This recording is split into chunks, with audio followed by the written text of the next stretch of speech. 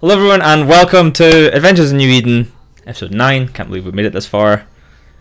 Screw you, Ep.9. So, I'm joined by 5 of the greatest D&D players that New Eden has ever seen. We have Dwagon Omar, aka Omar_AMR. We have Geeky Decorum, aka the artist formerly known as Rathnon Domitras. We have Starmiz. We have Ithaca Hawk, that's me. We have Disc Reader, aka Kyle, who enjoyed the Eurovision last night, I'm told. And of course, none other than Chocolate Rain, aka Rain Chocolate. How are you guys? How's everyone today? Yay. Good, yeah, I'm eating. Okay. I have eaten. My regular fix.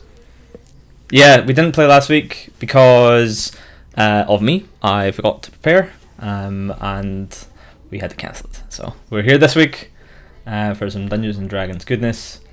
Yeah, I don't have any more bullshit to say, so I guess we should just go straight into it by having our traditional note taker, Siege, give us a quick rundown of what happened last session.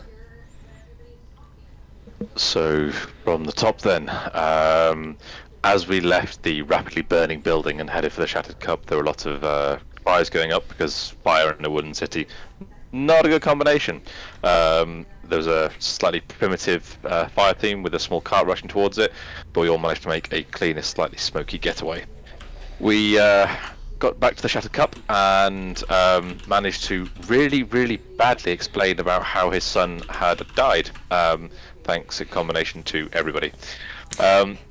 We did hand over the note to Jardin, and he called for Kix, a goblin, being played by Dwagon, and begged us pretty much on his knees to go back down into the Sirwood bin and investigate what the hell was going on, try and find his grandson, etc, etc. So after a little bit of convincing and some pretty good whiskey, we spent the night there and then decided to head back down.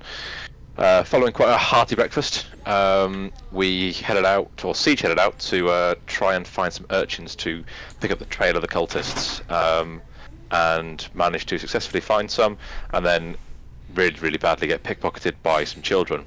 That, you know, always a good mark. After that, we headed over and followed Kix round various corners and dark shady bits and pieces, and came to a tannery where Tristan spotted something doing its electric boogaloo shift into a new form look, and we started a fight. At this point we realised that Kix was probably using wild magic, and it caused some really interesting effects which caused a lot of problems, but we dispatched the creatures and then it headed over the wall into the tannery or brewery and down into the sewer itself. So once we'd actually got down there, going to the rest of my notes, bear with me a second, we discovered that the grate led down to what was probably the location we were looking for. Kix managed to scout ahead and find 2 heavily armoured guards, and with a bit of back and forth with some mage handers and paper, which was hilarious but, you know, not particularly helpful, we managed to, Snow and Siege managed to convince the guards that the cultists were us in disguise, and they moved on because they clearly didn't want to be there. We did quite a lot of poking around and found various rooms. We split the party, you know, as you do, best thing to do in D&D, split the party in a hostile environment. What could possibly go wrong?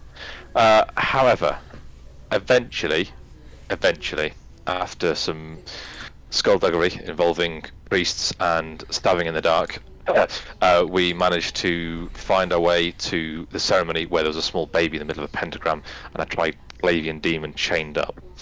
So the fight was started with Hazana and Tristan, and Kix followed shortly after, followed by Snow and Siege, and eventually we managed to subdue all of the various cultists, the priests, and the various idiots that were running around going we know what we're doing, and drug lavies are the best thing ever.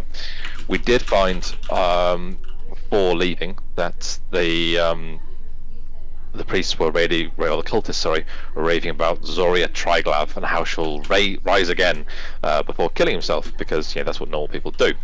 The final mercenary that we managed to subdue led us out onto the street, and we left via a small nondescript store, ready for our next session and slightly bewildered by the entire turn of events.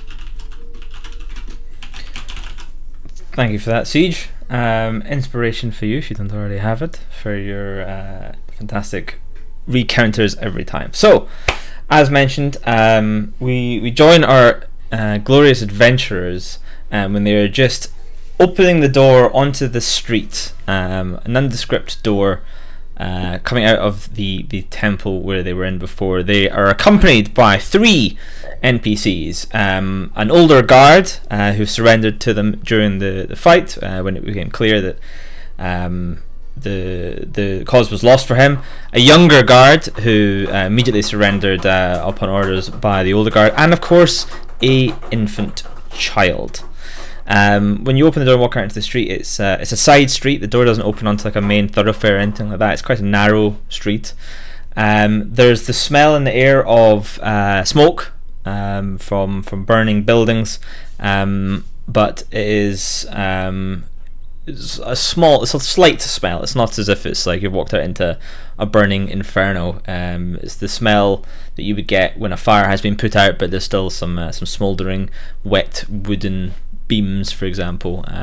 It's still going.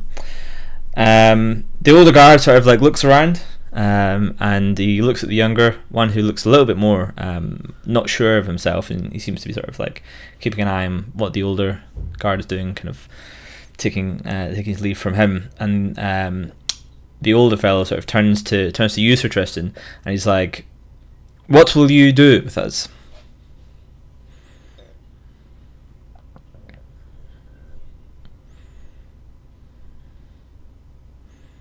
No, I'm definitely I'm gonna be like looking towards Hazana, like the guy. They did surrender to us. There is still like a temple of bad guys here. We probably should, like, with some expediency, find like the gendarmes or whatever and just like burn the place down while we can remember where it is. But obviously I don't want to say to this guy like, hey, you should probably not be here because we're going to come back and kill everyone. So I'm just like looking at Hazana like, boss? I'll look at the oldest of the guards and then tell him, well, leave this place, don't come back. As you wish. My comrade here, Sarak, I presume both of us are free to leave. Yes. And he like holds out his arms where it's been like bound, and the younger guy sort of does this, sort of looks the same, and sort of holds his arms up a little bit sheepishly. Easy.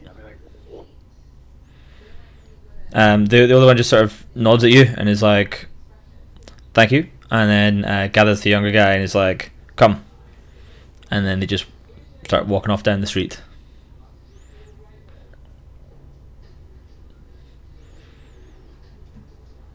They have turned the corner and are out of your sight. You are left with a small infant child who is wrapped in a dirty rag. The child seems to be currently sleeping, but like is dirty, looks a bit malnourished. Do we recognize the area where we're at and how to get back to the Shattered Cup? From where you just walked out into, no, you don't see any landmarks immediately obvious to you because you're in a small narrow street. However, it wouldn't be too difficult to walk out into some of the major thoroughfares, but oh right, okay, we're here, and make your way back, so it wouldn't be overly challenging. We're not gonna have to like make a map or anything to come back. Say again? We won't have to like make a map or anything to work our way back. No, it's just like, you know, if you were to just like walk out of like a random pub in a city that you've kind of been down some of the main thoroughfares before, but you're now on a side street and you're like, where the hell am I? And you walk like 2 streets down and you're like, oh right, I'm here. That's kind of what's going on at the minute. So Snow's gonna start walking in the direction towards an area to find landmarks, like kind of finding the big streets. Mm-hmm. Yeah, so easily done. You make your way down through the street. You pass a couple of junctions, and you can see up one of them as you walk by. There's a bunch of the sort of firefighters all standing around the remains of a building, and a couple of figures. One seems to have his arm around a woman, and like just about hear what sounds like consoling words, and a woman in tears. Looking at a burned out building, and as you continue down past that crossroad, the smell of burning wood fades, and you reach a larger thoroughfare, and you recognise where you are from here. You know you can make your way back to the Shattered Cup if you so choose to. Yes, let's. So after 15-20 minutes of walking through the streets, you turn to the familiar sight of the Shattered Cup Inn, and you head up to the door and go in.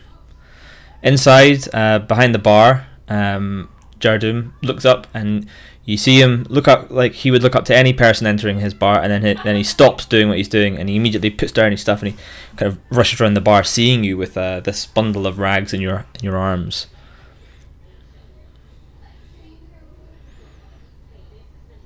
Am I the one carrying the baby?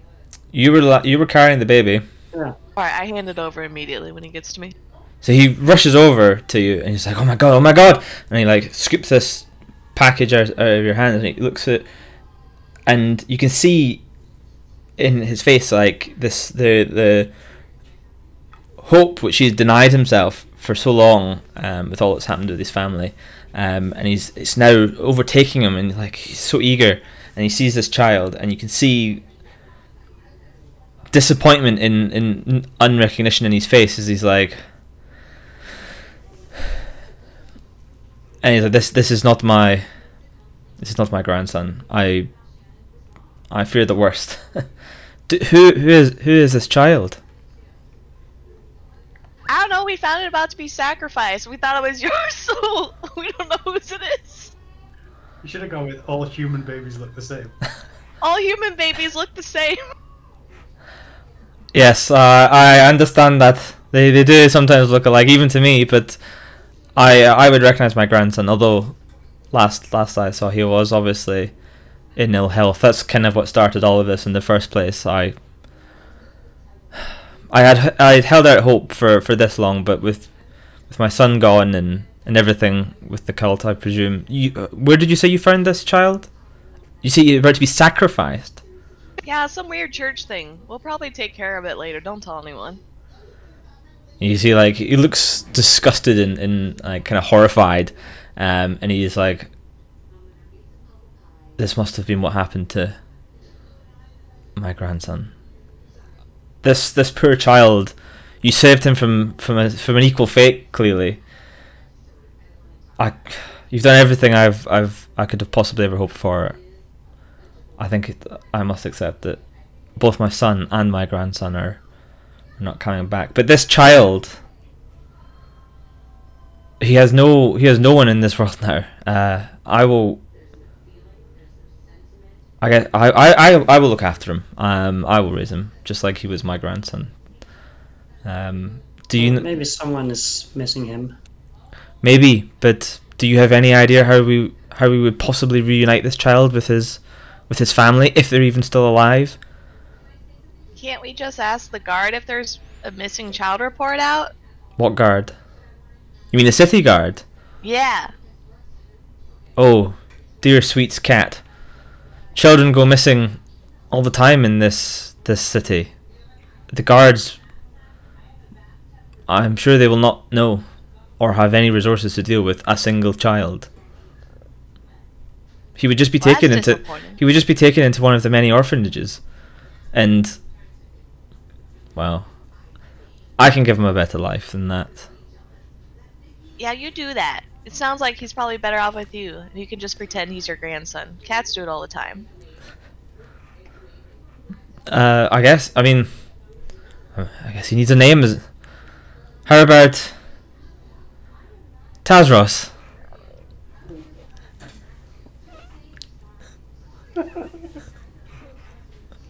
Careful with that name. He's small and When he so. when he grows up, he might be able to empty your stock of beer. Ha! I can only hope so. He I can't believe everything that you've done to help my family, and your colleague, your comrade, the boisterous dwarf who fell. I cannot begin to make up for his life. But perhaps if this child needs a name, then the memory of Tazros, who gave his life to save this child, will continue. Siege will take one of Tazros's hand axes and hand it over to Jardun and say, "Teach him this when he grows up." Did this belong to Tazros? Aye, it did. And Then- unless anyone objects, Snow will hand back the pendants as well. Thank you. He's like, oh, yeah. This is all I have left of my son there. Thank you. Look, I'm not a rich man. I don't have any money to repay you for this. I can offer you again to sleep here tonight, and to drink and to eat. I do have some trinkets and so on that perhaps will go some way to evening the score here. In an establishment like this, it's quite common that sometimes patrons they cannot pay in gold, or they rack up debts they can't afford to pay, so they instead barter. So I have a couple of things, and it's like, 1 second, let me put the child to bed, and he goes into the back. You can hear him kind of almost cooing and talking to this child. It's like clearly settling the child somewhere, and he comes through again. He's carrying a bundle, some looks like something wrapped up in a cloak or something, and he's like, I believe these came into my possession some time ago. I've never got around to having them appraised, but they came from people like yourselves, adventurers, glory seekers. Perhaps they can be of use to you. And he hands this bundle to Snow, since you're at the front at the moment. And it's about yay big, if you can see me, but yay big, and it's wrapped in a sort of soft velvet cloak. And as you're holding it, there's a slight smell in the air of brimstone. Okay, can I look into it further, or maybe because Snow's small, so she'll hold it up to one of her colleagues to kind of look through it. Okay. See what is all here. So, unwrapping it, the cloak slides off seamlessly off of what appears to be a very finely carved wooden instrument. It's almost like it's a sauterne, that you would know it's a sauterne, and it's a very elaborately carved wooden stringed instrument, and it's exquisite. It's a lovely example of such an instrument. As you take the cloak off, it becomes kind of obvious that the smell is coming from the cloak itself. So it's a very dark red velvet cloak, and it has got this slight whiff of brimstone coming from it. Can we identify what kind of cloak it is? It's red velvet, as far as you can tell, unless you have the Smells identify like- spell, in which case. Do not. Just to clarify, that brimstone smell, that's not me for a change. Because Siege does actually emit a smell of brimstone, so that's kind of ironic. Can I play the instrument? Sure. So as soon as you start to play it, you can feel magic and power flowing through your fingers as it happens. The power seems somewhat muted at the moment, as if you have to attune to the instrument first. And you can feel magical force of music itself emanating from this instrument. Guys, I think this is an auto-tune instrument. I should probably keep it with me for a while. Unless one of you wants it. Did you just steal my joke? That was such a good joke. I think you're the only one that can play it out of us, Lassie, with not the talent for it. Not Okay, yet. Not yet. Oh dear. We'll have a look at the cloak another time. It might be something interesting, but I don't know about you lot. I could definitely do with a break. Jardim's like, oh, please, and then he goes over and he starts like pouring like tankard after tankard of ale for you all. And he's like, please, sit. He's like, Kix, you remember where all the meat and cheese is? Please, I know I can't ask this of you anymore, but please, could you grab some and help yourself as well? On it, boss. So Jardim starts serving ales out to everybody, and he sort of looks a little bit hesitant as he puts down an ale, and he pulls a little saucer of what seems to be milk out and also puts it in front of Snow, and then he scurries away as Kix comes back with a bunch of meats and cheeses and stuff and rejoins the table as well.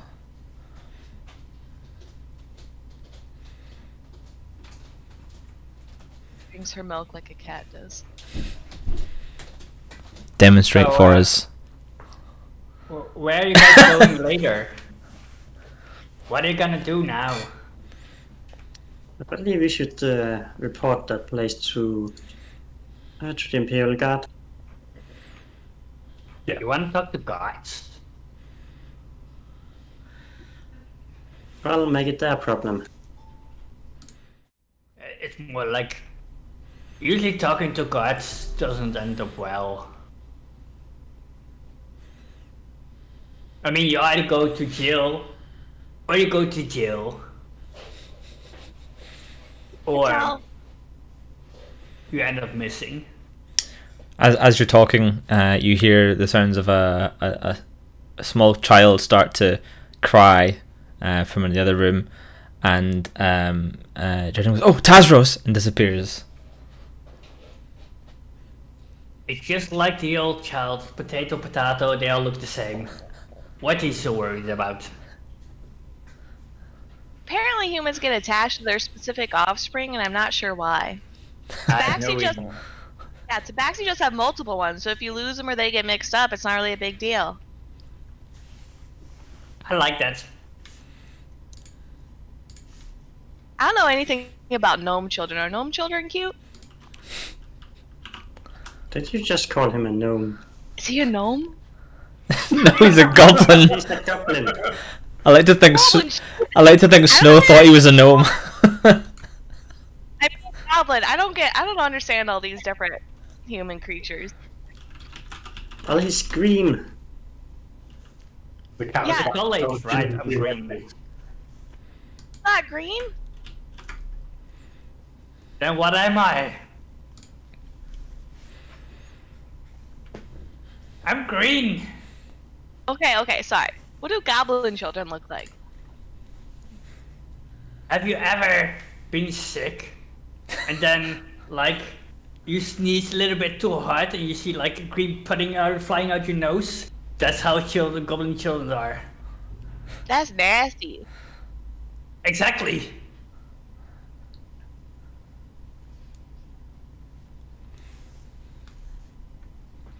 So, is there anything you want to do? It's evening at the minute. Is there anything you want to do specifically? You have this cloak, you have this citern in front of you. Jordan is happy to keep serving you stuff for the evening. If you want to go straight to having a long rest or anything, that you can. Just let me know if you want to do anything before. Do any of you want this cloak? It's too big for me. I think we need to figure out what it is first. If the auto-tune, as you mentioned it, instrument is magical, then maybe the cloak is too. I mean, if it smells of brimstone, it's probably not something anyone really wants to wear if it's non-magical, so is there somewhere in the city we could find that kind of help? Like, to any of you lot? Do you have the ability to find out what these things are? Well, we can take the time to examine it. But Yeah, before we do, should we report that place to Lieutenant Hightower? The eye. Is it worth doing it now or waiting until the morning? I don't know about you lot, but I'm pretty beat up. Considering our last appointment at that place, I would say wait for tomorrow. I was going to say, I reckon we could go back in about an hour, but... Lieutenant Hightower to murder everyone. Let's just get as many guards as we can, and then just, you know, kill it, burn it, wreck everything. I was gonna say, because Lieutenant Hightower is hunting Triglavians, right? So maybe if we tell him specifically, we'll get more reaction from the guards. Yeah. How was that? It's cat. No, that was me. Oh. That was just straight me. Just took my phone out and just threw it onto my keyboard by mistake. Okay, so whilst we're sitting here, Siege will have a look at the cloak, just, you know, for no other reason that it smells of brimstone and reminds him of himself. So the cloak, as you're examining it, you can feel that there's more to it than it first seems. It's a very very light, very dark red velvet. It almost looks black, but when you sort of like run your hand over it, it's like, you know, that way, like almost seems to be almost pearlescent in the velvet as you move your hand across the fabric. It's very soft. It almost feels ever so slightly warm as well. This doesn't require attunement, this cloak, but you can feel as you're holding it that there's something more to it than just it existing and making a smell. Okay, because he's a curious idiot, Siege will try it on. So you do so. It fits nicely. It allows you to, like, it's got a nice hood and it kind of obscures you quite well. The smell of brimstone is there, but you get used to it very quickly. You're used to that smell. Do I notice anything different about my appearance? Anything changed? Anything that's easily identifiable straight away? So if you want to spend some time examining it in doing so, then give me an Arcana check. Or sitting, drinking and stuff, yeah, why not? Arcana. Hey, 20. So, you are sitting and you're sort of playing with this cloak, and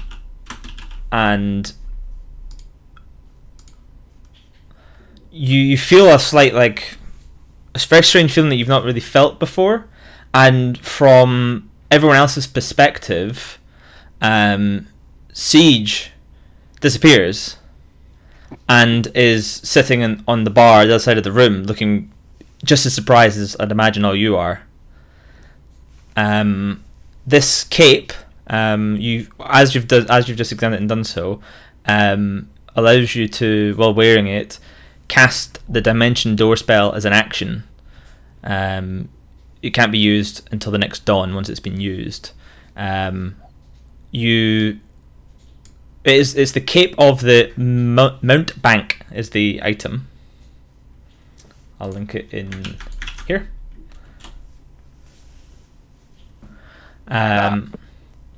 And yeah, so having used it once to accidentally teleport across the room, you with your 20 in Arcana, you gain a bit of an understanding of how it actually works.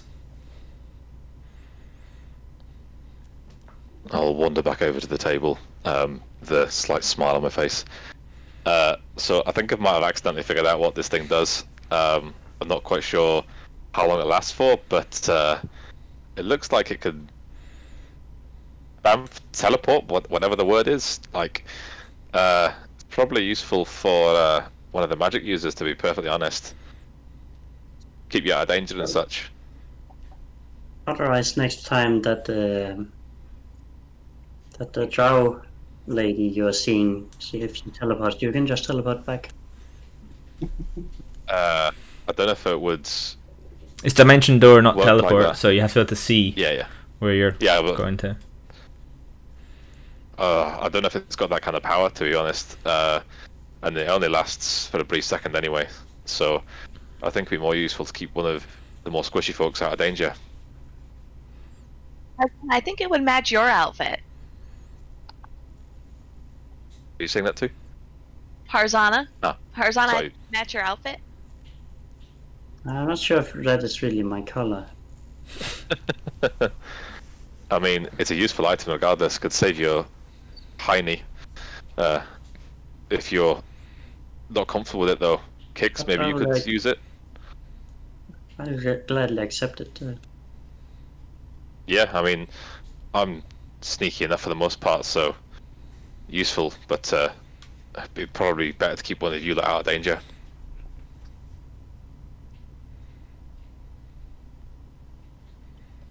It's yours if you want it, Hazana. Thank you. I'll just take it off and hand it over to Hazana. Oh, and whilst we're sitting here, first time I've actually had a chance to sit down. What do you want to do with the rest of Taz's equipment? I've got a fair amount of it lying around, and his gold as well. Do you want to share it out, or put it towards a party funds? How do you want to do this? We didn't drink up all of it. No, not even close. There's best part of 100 gold sitting here, along with various bits of equipment. Does he have like, gosh, so out of character, like a t-shirt or like some sort of clothing that's not armor? Not that we took from his corpse, no. I'll put a list of it in Discord so you can see. Okay. He wasn't carrying splint mail then. No, didn't see any armor on him, but he's a bit of a crazy lad, so not really surprised. -1 hand axe from that list, by the way. Oh, I'll definitely take splint cards. Take his backpack. Mike, can you use the long pointy stick? I've no idea what that weapon's called. Yes, I am proficient in long pointy sticks. Excellent. Well, you take that then. Torches just split out amongst us. Does anyone need the extra rope? No, I'll just take that. It might be useful at some point when I'm up to shenanigans. The ale, I think, if it smells alright, Kicks. Give this a sniff. See what you think.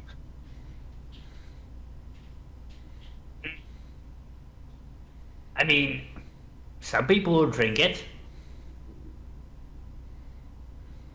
Oh, is it actually a decent ale? You know more about it than the rest of us, having worked I in don't the know, pub. you have to taste it.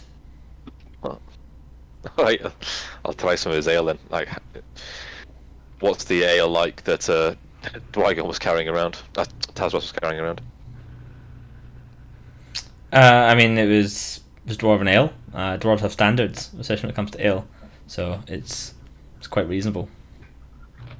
It's very strong. It's like a double hopped IPA. That's not bad, but it's not to my taste, and I'll just slide it across this table with the stopper in it. Anyone else, feel free. And I'll also, since no one said anything, just hand out 20 golds. How do you want to split the gold? Like, do we give a share of it to Kicks? I thought he helped us. Fair enough. I'll just hand out 20 gold to everybody. Any of Tazroz's items that you're not keeping, if you want to just tally up the PHB cost of those items and knock off like 25%, you can just assume that you have sold that off to a merchant for 75% of its value and split the gold cost up, rather than have to cart it around. At this point is a hand axe and a dagger. Not going to be worth much then. No, it's not worth bothering with. But Yeah, okay, I thought you had more than that. Yeah, I could use the dagger. I'll slide it across handle first to Hosanna. I'll take the hand axe. I might throw it at something at some stage. Cool. So yeah, everyone gets 20 gold. Snow, what you want to do with this instrument? It's in your hands as you're sitting there drinking your milk and your ale, and you can feel it emanating. Can I describe that to the team to see if they know what it is, or can I roll an Arcana check to see? You can roll an Arcana check for sure. It's definitely an instrument. It's got multiple strings. Each of them is apparently tuned to a different note. So Tristan, are you proficient in Arcana? Unfortunately, I'm not. Okay. It's definitely an instrument. It appears to have multiple strings. Some of them appear to be magical. The worst part is, for 3 more levels, I'm not even proficient in Perform. I can perform. No, so you can't, but it definitely feels like it's you feel like you could open your mind to it, aka attune to it. You could attune to it if you wanted to. Yes, unless anyone else in the party has objections. My goal, or Snow's goal, is to try to attune to it. So takes an hour to attune. So over the next hour, if that's what you're doing, you can do. It's a glorious performance as you come to master this instrument. This is one of the instrument of the bards. This is a very powerful magical instrument. I'll link it in Discord. So this one is a... Nope, wrong link, buddy. Oh yeah, that is the wrong link. Hang on. There you go. Yeah, this one allows you to play it, and allows you to cast spells with it, basically. So you can play the instrument while casting a spell that causes any target to be charmed on a failed saving throw, thereby imposing disadvantage on that save. It only applies if the spell has a semantic or material component. You can use this instrument to cast the following spells: Fly, Invisibility, Levitate, and Protection from Good and Evil. This particular one can also cast Barkskin, Cure Wounds, and Fog Cloud. You use an action to play the instrument and cast one of its spells. Once it's been used to cast a spell, it can't be used to cast that spell again until the next dawn. Oh wow, that's super cool. So it doesn't even take a spell slot? Correct. Oh my god, that's so cool. The disadvantage on the save of the charmed thing, as it happens, is not as useful as you might imagine. There's only like 2 spells it's applicable to, so it's basically a bunch of free spell slots for the party there. Okay. I share that with the team about how cool this instrument is. So I'll leave you to make sure you add those different items to your inventories, whoever is taking them. Obviously only the bard can attune to this one, but the cloak is not an attunable item, so whoever wants it. Yeah, I've got no issues with Hazana taking that, to be perfectly honest. I like how the brimstone smelling tiefling was like, oh, a cloak that smells of brimstone. Anyone? I've already got the smell of it. Yeah. Fire hazard druid. Is there anyone else doing anything else this evening, or you want to go straight to having a nice long rest in the tavern? Yeah, rest works for me. It's a nice evening. It's very pleasant. So Tristan, roll a d6. Oh. It's 3 pleasant out of a possible 6. So average evening. It's no Eurovision. But you all have food. You have drink, and Jardum shows you to the same place just like last time, which was basically the ale cellar, with a bunch of like straight straw piles and so on that you can set up your bedrolls in. As before, he apologises that he can't offer you anything more than this, but it's the least he can do is to let you stay here, and he doesn't charge you for any food or any drink, so you can have as much or as little as you choose to. And then you have a successful long rest, and you wake up in the morning. But before you wake up, in the middle of the night, All of you are asleep, and in your dreams, this happens to all of you, you see a flash of darkness in a flash of nothing in nothing. It's mind-boggling. It doesn't seem to comprehend how can you see a flash of darkness, but somehow you have in this dream. And from the darkness, this scene begins to emanate and take place. You see a clearing in amongst rotten trees. And in the centre there's a large tree trunk which has been carved into what appears to be a wooden throne. There's a moon blazing above, but the light coming from that moon is like a sickly blue. It's not normal. It's definitely not a normal colour. It's this really odd blue, and on that wooden throne sits this tall, pale white figure that some of you have seen in dreams before. He's tall and painfully thin, with the inhuman features, and amongst the tree trunks there's phosphorescent lichen glowing and just spreading a very dull, eerie light around the clearing. And the figure in some ways seems to be human, for those of you not seen him before. He almost looks like he resembles a man, but his features are just, whenever you try and focus on them, they just appear to be ever so slightly blurred. You can't quite get a good grasp on it, on how he actually looks. His fingers are very long and delicate, but they end in claws, and he has these burning crimson eyes which stare out of this face. And even as he's seated, he's obviously unnaturally, painfully tall and slender to the point of emancipation, and his pale flesh has this lambent pearly gleam similar to the Triglavian demons that you've seen in your adventures. And he's dressed in rags and tatters of just this pure black fabric. He seems to be sort of picking his teeth with what looks to be a bone with flesh still attached, as he's sitting there with his leg up on the side of the throne, just looking very casual. And surrounding this rotten throne, filling the clearing, are all of these different shapes and sizes of these demons that you've seen before, just abasing themselves in front of him.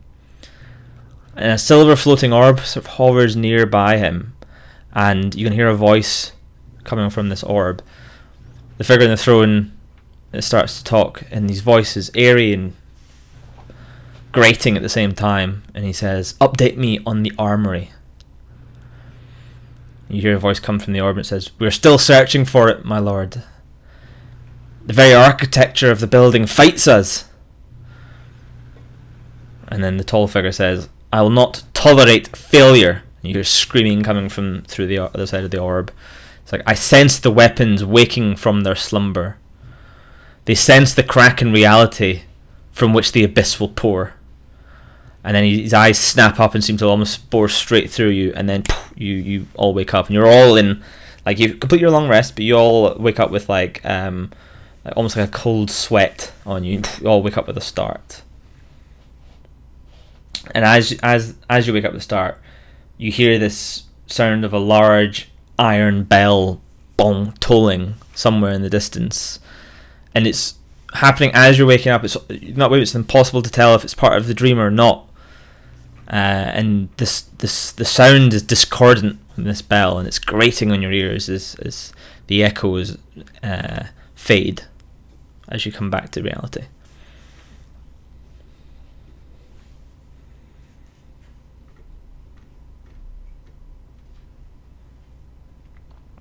Have we all got separate rooms, or are we staying in the same place we did the common area like last time? Yeah, common area, ale room, basically.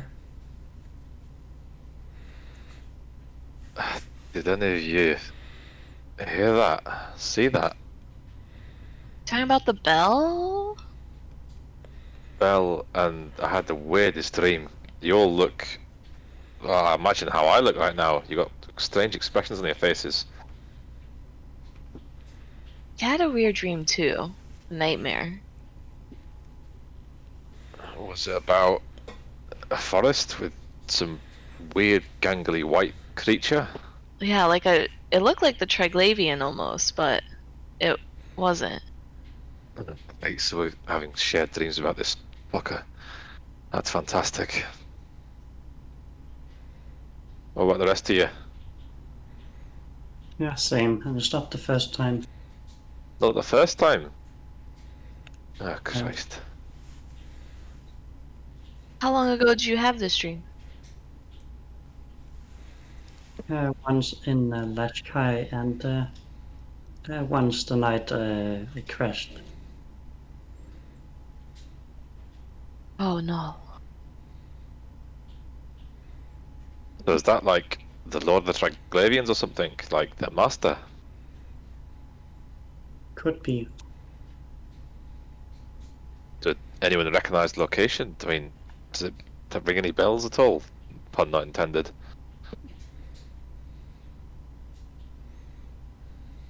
No, I don't know the place. Me neither.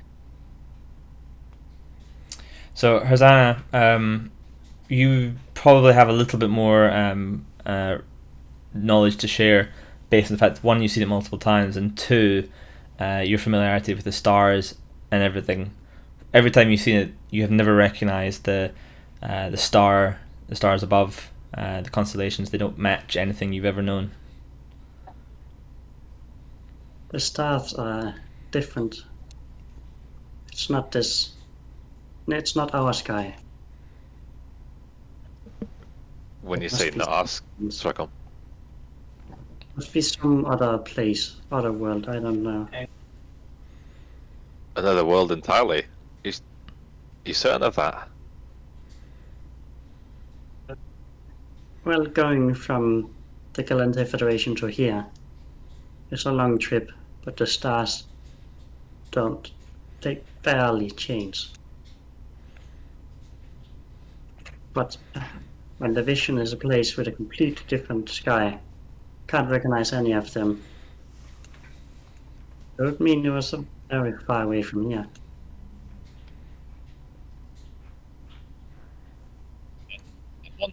Great that it's not actually right here, but on the other,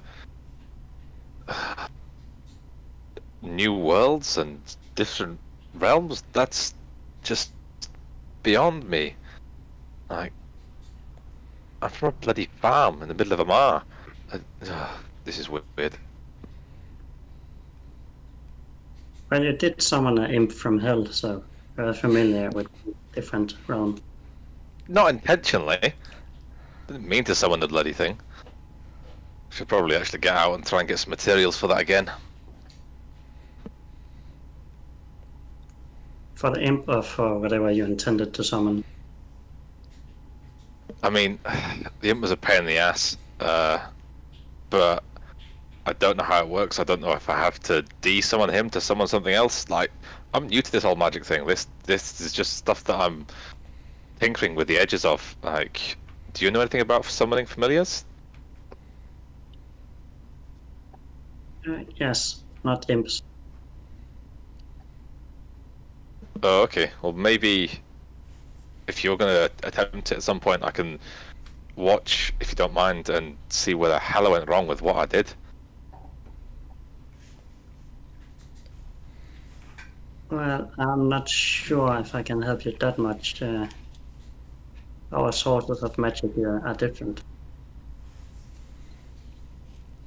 But any experience I can get might help.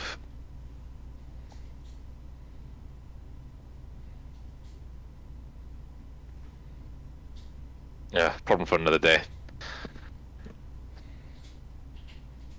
So it's morning. What's your plans for the day? What would you like to do? We gotta take So- care of the church. Empty that temple. Yeah, and it would be great if you could get the High Tower and his men with us. He's probably working for the morning shift, I guess. Well, we'll go and see him. And if he doesn't want to help us with cultists in his own city, then I'm not sure what he's here for. That's gonna be like last time, isn't it? So where are you heading to the Imperial Guard office first thing? Yeah. Okay. So yeah, you easily make your way from the Shattered Cup to the office of the Imperial Guard. Going in, you see the familiar lobby with the desk sergeant sitting behind the desk, who looks up at you as you walk in over her glasses and just glares at you as you walk in. We need to speak with the High Tower. Do you have an appointment? I take that note and then slap it on the table. She sort of looks at you kind of like slightly disgustedly and like picks up the note.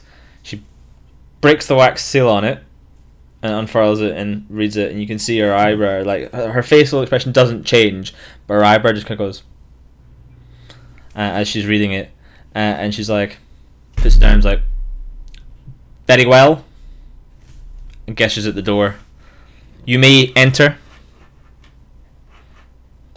Yeah, I take the note again and I rolls it up and goes through the door. So going through the office of Lieutenant Hightower is directly across the corridor now, as it was before, and the door is open.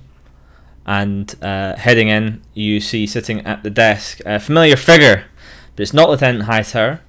It's a younger woman with dark hair, dark skin, extravagant jewellery. It's Farana Redraven, who you met with Lieutenant Hightower previously. And she looks up at you as you walk in. She's like, "Oh, hello. Good to see you again." Hello. What can I do for you? Are you looking for Hightower? Yes. I'm afraid he's taken rather unwell. He's indisposed. I am deputising for him today. I can deal with anything that you may need. We've been hunting some cultists and found one of their hideouts in the city. A rather large temple they're having. Yes. Is this... You said cultists. Is this anything to do with these... this Abyssal Order stuff that I was told about? Yeah, they're the ones that are summoning the Triglavians. And you say summoning the Triglavians? She sort of like almost like stopped mid-sentence when you said that. Well, they are related to them somehow, trying to control them. Most concerning. Please, tell me everything. Tell me what happened.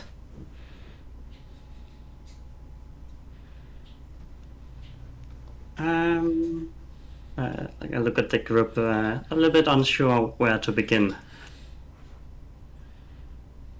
She looks around you like... We were hired to track down a missing person. I managed to find our way into underground encamp into the sewers, where we found a back entrance into this temple of the Abyssal Order. They have a temple here. I believe, yeah. Most disturbing. Where we might be able to find that is someone. And you said did you enter this temple? We did. We're trying to infiltrate it without violence, but as we saw a young child being used as sacrifice, we had to save the child. Did you save the child? Did you? The child is has been saved and is in good care. Yes. Okay. She's like 1 second, and she like goes to like a big you ever seen like a chart rack, like where it's got loads of like rolled up scrolls in it and all like in sort of like individual like all like slots for polls, but it's full of charts. She pulls one out that sort of like unravels it onto her desk, and it shows the quite a detailed map of the whole city, and she's slapped it on the desk in front of her. She's like, "Where was this temple?" I'll try and locate it on the map, and if I find it, then I'll pointed out. Yeah, so it's with a bit of sort of like we went here and then we went there. You're very familiar with being in the wilderness and navigation, so you're able to sort of track to where the entrance that you found you came out onto the street was and identify it without a problem. And then describe to her how this nondescript store looked. Okay, thank you. I won't ask you to do any more. The guards will handle this now. It's clearly related to a number of other things that is going on across the Empire right now. I would advise you to move quickly. I'm not sure if they're going to regroup or anything after our attack. Yes, don't worry, we will. We have other things on the go as well. We definitely need to... yes, I ramble on. Hightower mentioned to me that you... he'd offered to arrange you transport to Amar, I believe. Yeah. Okay, we have a ship leaving tonight. It's an airship that is going directly to Amar. The ship name is the Providence. And it is transporting something, an artifact, to Amar. We think it's related, but there's been a number of god deaths on the Street of the Gods in Amar, and the rest of the gods are riled up. So the ship must leave tonight, and personally I think this is related, but I cannot possibly say. I think you should go straight there, and I think you should go to maybe the Emperor Family Academy and see the Dean, Lord Thomas Grey. Maybe he knows something about the Triglaves. And maybe just, I don't know, check out the Street of the Gods. Maybe you'll find something there. But I don't know if that's what you intend to do when you get there, but we keep bumping into each other, and it seems to be this Triglavian threat is what keeps bringing us together, shall we say. So I can only assume that you're also following these threads. Well, sounds like it's a solid lead. Can we tell them that there is a sewage entrance into the temple? You say a sewage entrance, young cat? Yeah, because I think that's how they're getting around. So if they're trying to escape the temple, when you guys go in, they'll probably go through the sewers. And where is the entrance to these sewers? Can you show me on the map where these sewers are as well? So she can easily point to the one with the burned building, right? Can she also point to the one that we found near the tannery? Yeah, you can point to both of them. Alright. As you're like indicating this, she's like, this burned building. There was an incident there earlier on yesterday, I believe. A fire. You don't have to know anything about that.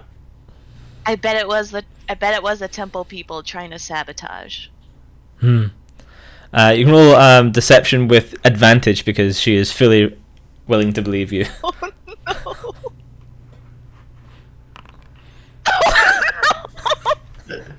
So you look really guilty as you're saying this. Like, yeah, it's definitely must be the temple people. And then she sort of looks at you like she's like, the temple people. And she seems a little bit colder than she did just before. She's like, well, these temple people cost a number of innocent folks their livelihoods, so there's nothing much that can be done about that now. But yes, so this is where one of the entrances is. Excellent. Well, I think the Imperial Guard will have it from here.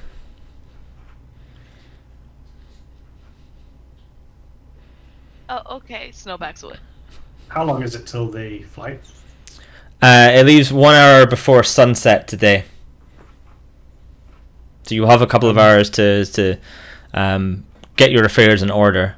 I suggest those affairs perhaps aren't flammable affairs today. But the ship cannot wait. It must leave.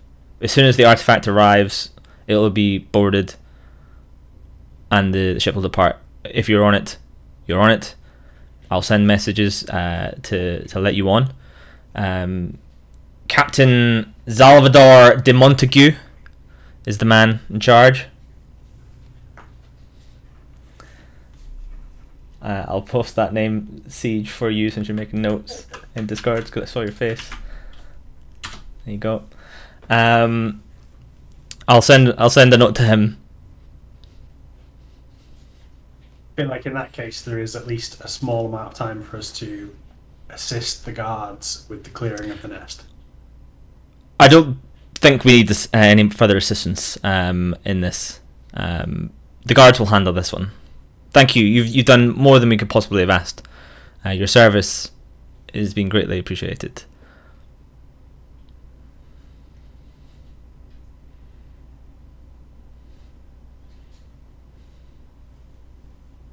Well, excellent. Would be nice with a calm day for a change. She's like, now I must organise some detachments to head to this temple immediately. Again, please head to the Imperial Docks and just off the main river, near the main square. You can't miss it. And make sure you are there before the ship leaves. The Providence will not wait. The departure will happen as soon as the artifact is boarded. We'll make sure to be there. Thank you. Anyway, please. And she gestures to the door and sort of stands up and walks around to the door. And she sort of glares at you, Snow, as you're like... No, avoids eye contact. To the M, are you taking the 14 rather than the natural 1? No, I did take the natural 1, to be fair, and I did say advantage, didn't I? Yeah, you did. Yeah. That's why I'm just questioning it. No. Presumably the DC was 15 and, you know... Yeah, I mean, it was around about there. I made it probably slightly harder because, or slightly harsher result because I read the 1, but it was around a 15. Nobody got arrested, so... Yeah, exactly. It was more just like she's disappointed in you. She's not angry, she's just disappointed.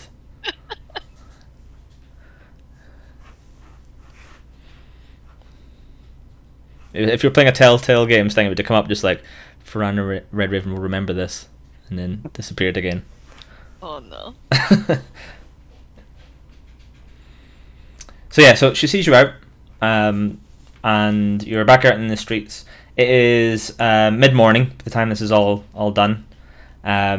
She's told you that the Providence departs around an hour-ish before sunset.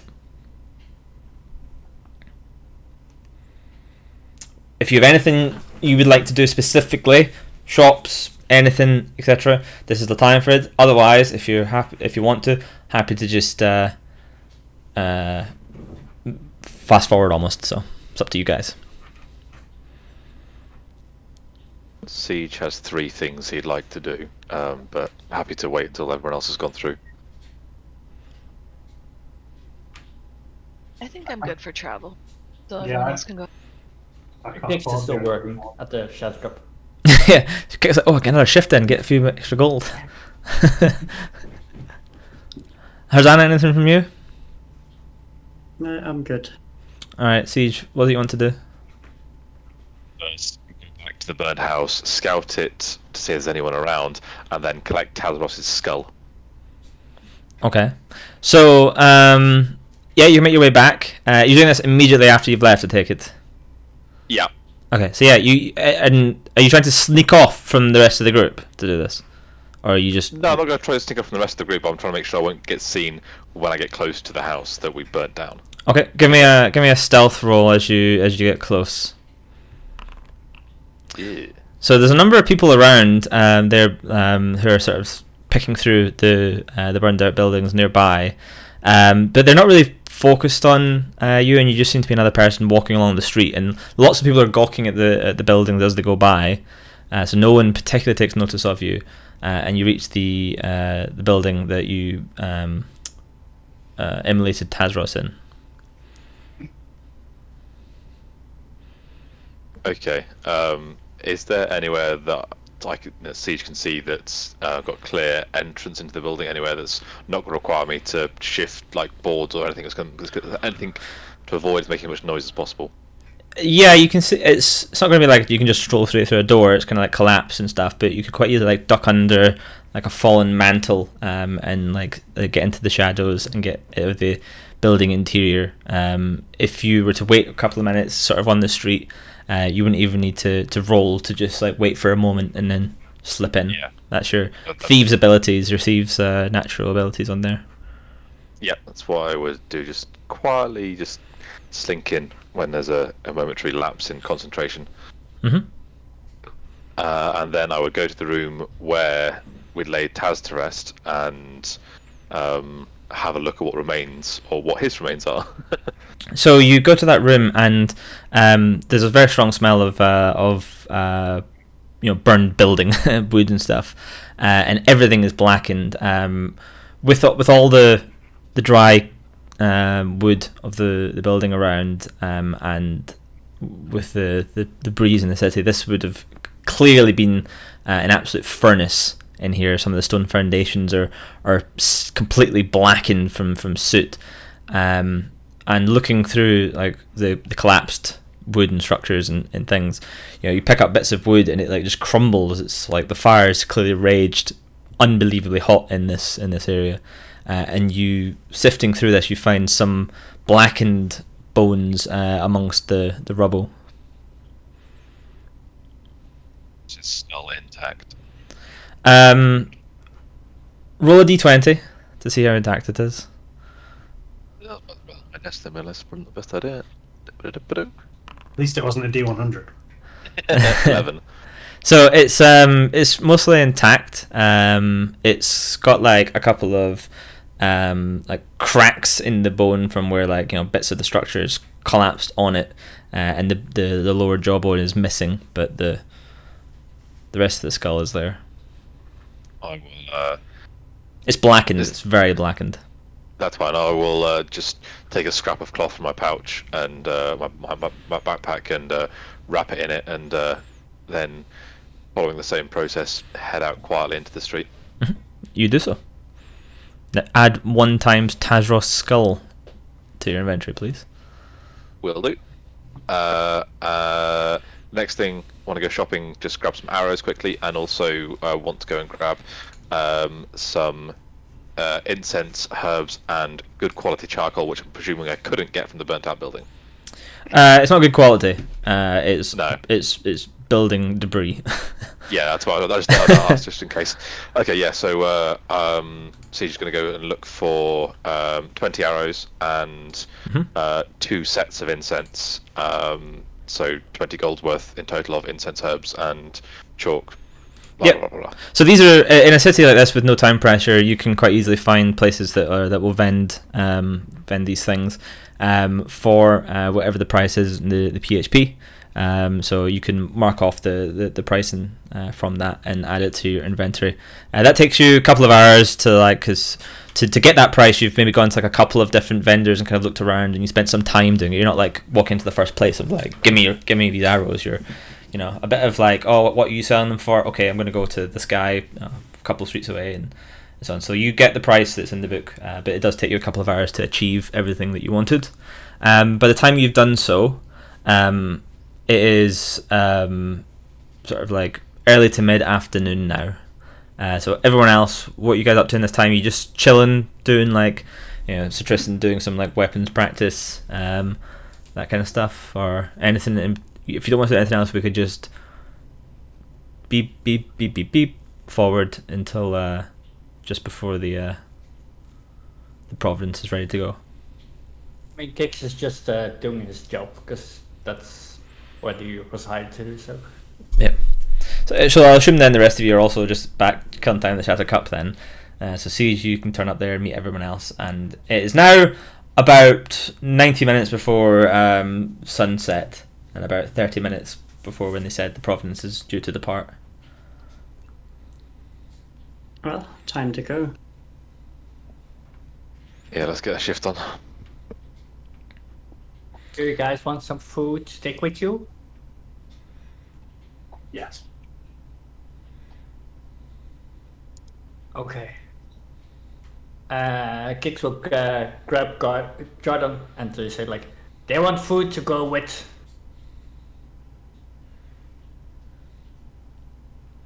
He's telling that to Jordan, the innkeeper. He's like, yep, sure. I'll prepare some stuff, and he's like quickly like wrapping up some meat and cheese and bread and stuff, and prepares. He's like, how many parcels should I make, Kix? I mean, they were with 4 people, so Okay. 4. He starts making 4.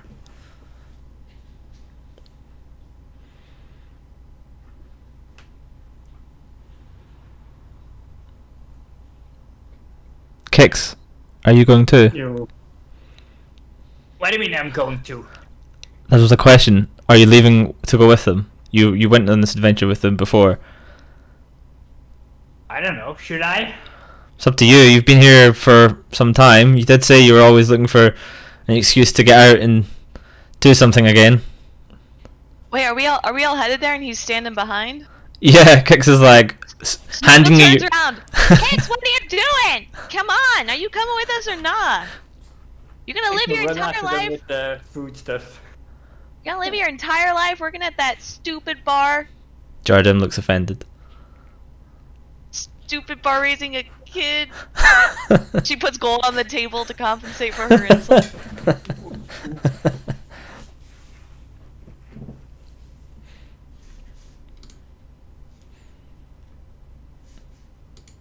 Then we're heading up to the ship docks. Yep. So you're coming this time, Kix. He's coming. Okay, that makes things a lot easier for me. So the 5 of you, rather than splitting into 2 separate campaigns of 4 of you, and then the side campaign of Dwygon doing his own thing in a bar. Dwygon raising Tazros. Yeah, exactly. Just a weekly raising a child D&D session. Yeah, so you head down towards the wide central river that runs through Hama. There's a number of bridges that cross it.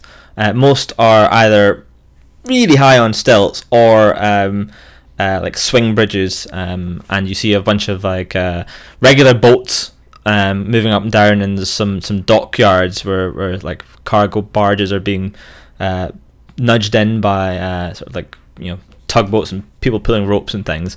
And then to the side of that there is almost like a walled off area, and you see quite clearly, it's not a sight that's very common for most of you, but you see a sky ship floating. Its ropes holding it in the air in this fenced off area near the docks.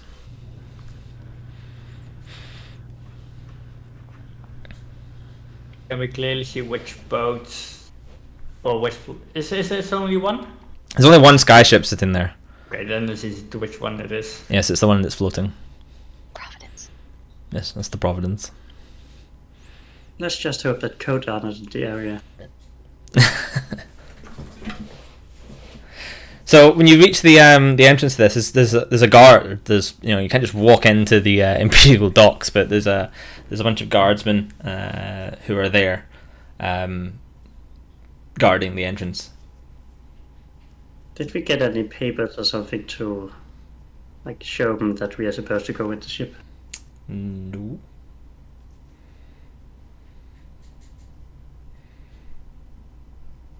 Show him the paper you have, Harzana. It might work.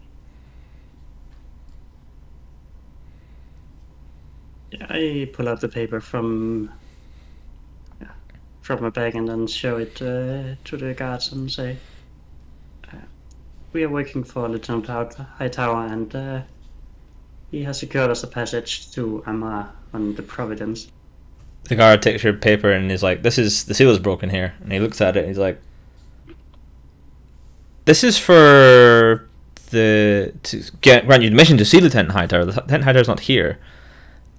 Are you? One second, please." And he sticks his head in a door, and he comes back out again. He's like, "State your names, please." Hasana Nailo. Snow! Siege. Sir Tristan Stoneheart. X.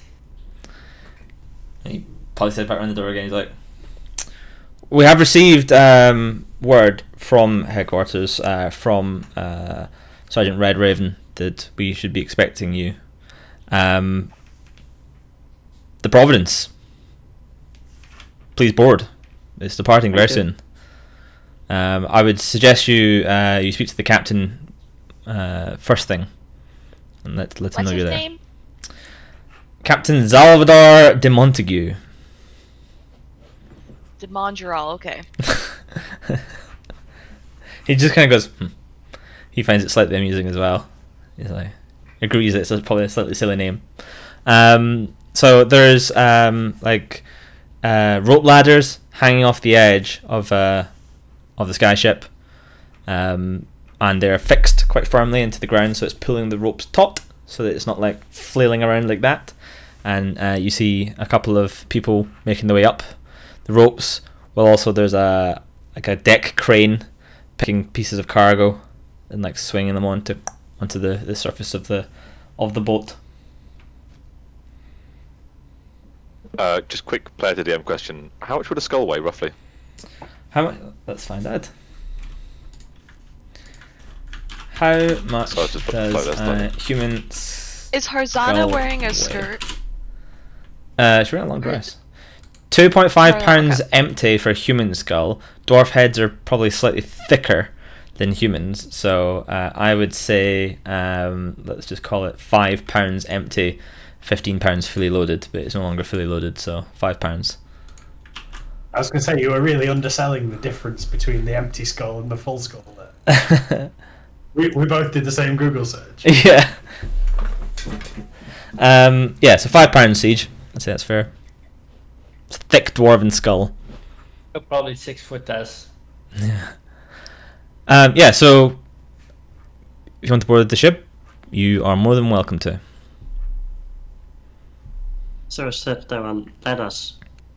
Yeah, like no one, people are sort of busy moving around, but the general view seems to be that if you're in here, you're clearly allowed to be here, so no one's really paying too much attention to you. So no drawbridges or anything like that. Nope, it's a rope ladder. Snow points out, Harzana, you should go last because you're wearing a skirt, and then she starts climbing. X Volans. Yeah, I'll go. So everyone can be climbing up. Snow, when you reach the top, you climb up onto the deck. You 1 second. This one. Nope. This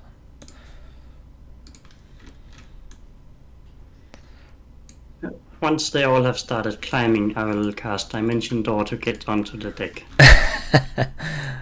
Hang on. I think I need to give myself view of this, 'cause you can't see anything, right? Nope. Correct. Okay, hang on. Global illumination. Save. I'm blind. That didn't work. Configure. Token vision. That's the one we want to turn off. Turns out token vision off means you can see things. Ignore the trees and everything around it. I'm reusing an airship model I made previously. Is this what it would have been like if we had messed up that other thing? If you've gone on board, yeah, this is the maths and stuff that I made for it, so I'm reusing it. That's why it's above a forest. Okay, so yeah, you climb up on board, and Snow, you first of all see this man who is broad-chested. He's standing there in his, with his sort of parade dress with his hands behind his back, very formal looking. Looks like he's in his mid-40s. He's got long, wavy white hair and blue eyes. His hair is just about shoulder length. Tan skin and a slender build other than his broad chest. He does seem a little bit shorter than average height. On his hip he has a scimitar and a tattoo on his left hand. It's a symbol, but you don't recognise that symbol. And he looks at you with an eyebrow goes up slightly as this cat climbs on board his ship. And he takes one look at you and goes, "On who might you be?" Hi, I'm Snow. I'm from Amamake. I'm on this ship and I'm looking for the captain, Demuguwuju, I think his name is. I am Captain Salvador de Montague. Welcome aboard. I have received word that you will be joining us on our voyage to Amar. Yes, I have friends coming. They will be up here shortly. And she kind of peeks over the railing to see how fast they're climbing. So as you look over, everyone else is climbing up, and then Harzana appears next to you, having used her Dimension Door spell. Harzana, you see the same figure. You do recognize the symbol tattooed on his left hand. It's a symbol for Botrese, the goddess of wisdom, skill, and experience. Greetings. Hello, I am Captain Salvador de Montague. Welcome aboard. And who might you be? I am Hasana Naino. Very pleased to meet you. And is this your familiar here? I guess there's Snow. I'm her friend, not her familiar. What the heck? And her tail gets all puffy because she's mad. She's attacked you. Ah, my apologies. I don't see many of your folk around. I just assumed that you were a familiar of what is clearly a magic user. As the rest of you climb up on board, Sir Tristan, he's like, hello, you must be, I think, was it Sir Tristan? Correct. My familiar. My simp. We prefer the term bodyguard. Welcome aboard, welcome aboard. So you're all up by now. And he's like, introduced himself once again for those of you who just got there. He turns and he gestures to a male who is a drow. He is like got grey skin, bald head and black eyes. Very rough, pockmarked grey skin actually. He's quite tall than average, and he's quite sharp features. And the captain gestures at him and goes, "This is my first officer, Theodore Nadrin." Greetings. And I'll also introduce you to some of the other members of the crew. The stone pilot, Millicent Cleaves, is down below, of course. And, of course, we have Fendril Caskbow, Thea Woodleaf, Aaron Longfoot, and Vitgut Hellfang. And some deckhands. I'm sure they'll make you feel very at home here. We're not accustomed to passengers. So I must ask, or I must tell you that you'll be sleeping in hammocks in one of the spare holds. I'm sure that is to your liking.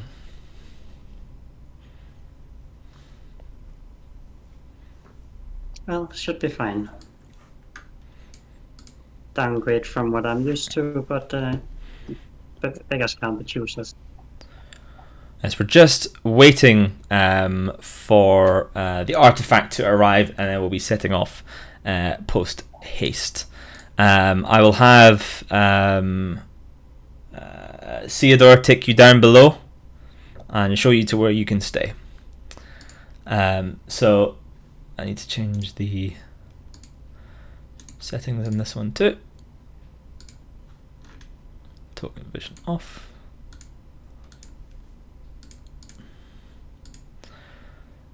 So he leads you down below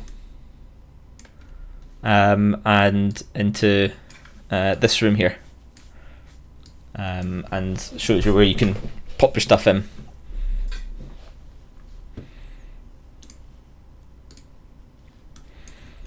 As you head down below, on the way actually, you pass a figure who is wearing heavy leather overalls with a heavy leather mask and goggles, and she heads through this door here as you're walking down, and you catch a glimpse of a large stone surrounded by a big brass brazier holding a very slow burning fire at the minute, which Rosanna, you know to be the flight rock for the vessel.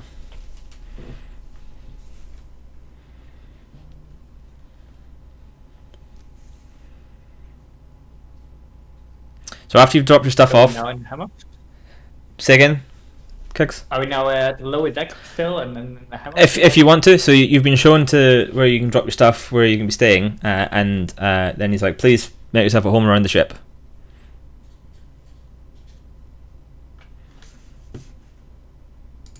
So in this lower floor with the hammocks are, there's a couple of crew members who are sitting around at this table, and they appear to be playing a game with some dice.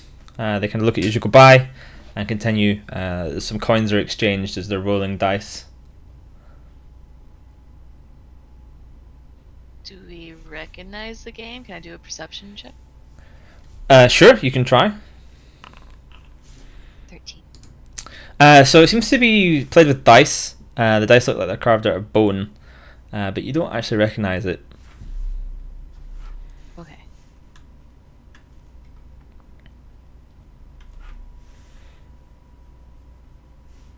I have proficiency in games, but if we don't recognize the game they're playing...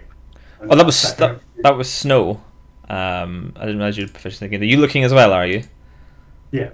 Okay, so with your proficiency, and the fact that you've been a soldier in the past as well, you recognise this game. It's got many names.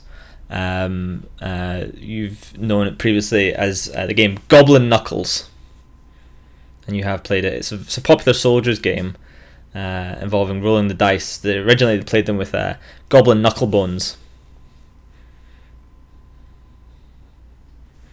Can Snow sit down and ask to join? Sure. So they see you and they're like, "Oh, welcome. Yes, feel free. Buy-in is 1 gold per round. Do you know the rules?" No, I've never played this before. Can I learn first before I start gambling? Sure. Don't really like people watching if they're not playing though. So we can just explain it and you can play. Don't want you getting our tells before you've even started, of course. Okay. You roll 2 dice. Roll 2 d6s. The aim of the game is to get 12 without going over. If you go over 12, you're bust. Ones are worth 1 or 10. So that means if you roll double 6s, that's 12, you would win, and a 1 and a 2 together also is a win. Once you've rolled, you can either hit or stay. If you hit, you roll an additional dice. Again, closest to 12 wins. Over 12 is a bust. So I'll stay. So you've rolled your 2 d6s. So let's have a look at what they. So the first one rolls that, and he's like, "I'm going to hit. Stay on 10. Second one goes.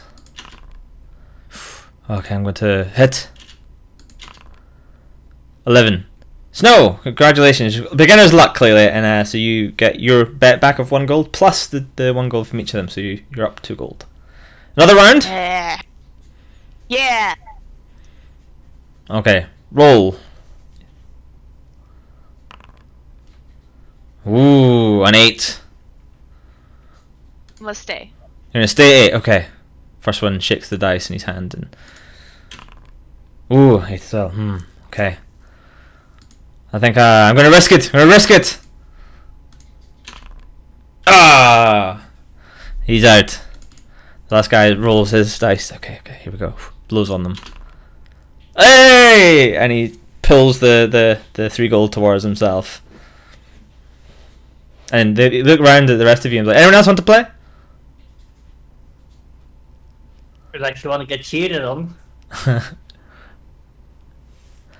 Another round, Snow?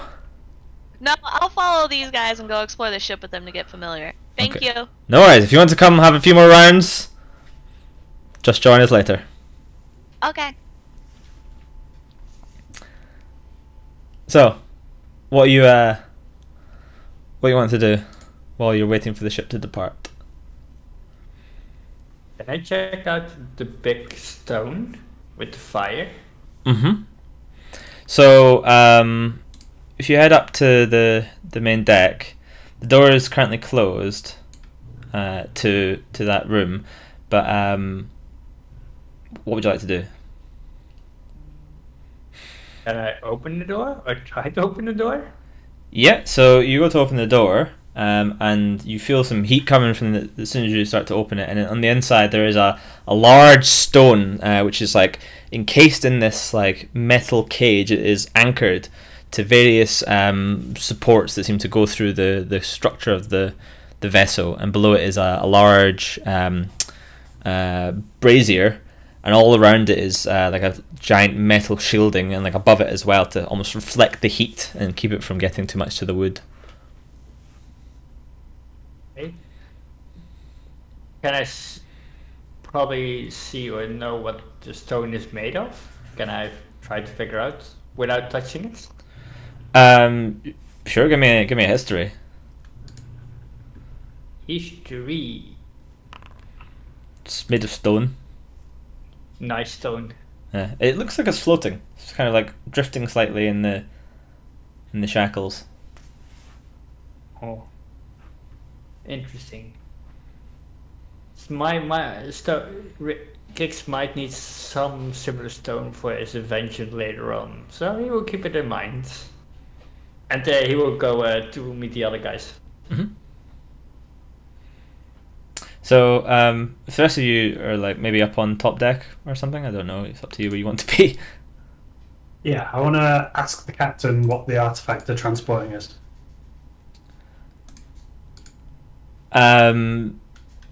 So you ask him that, and he's like, "Oh well, see for yourself. Looks like it's arriving."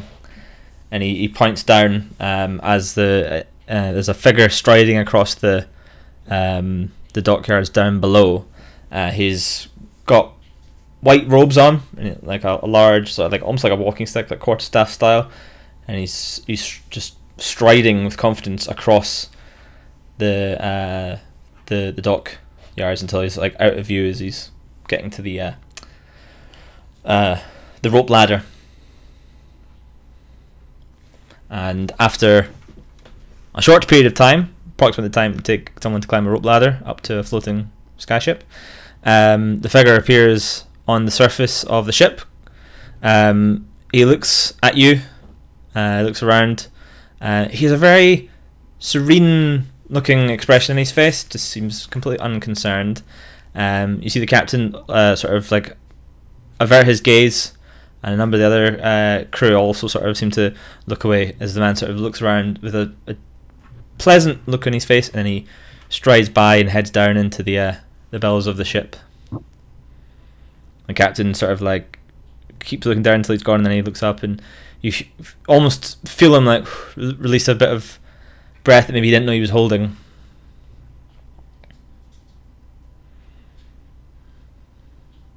Your artifact is a person. The captain sort of leans around and is like, not just any person. That's you must know who that is. That's Jericho Lament. He stares at you like, you know who that is, right? The walking man? The wrath of God in the world of men? Okay. He's a living artifact. I would not cross him.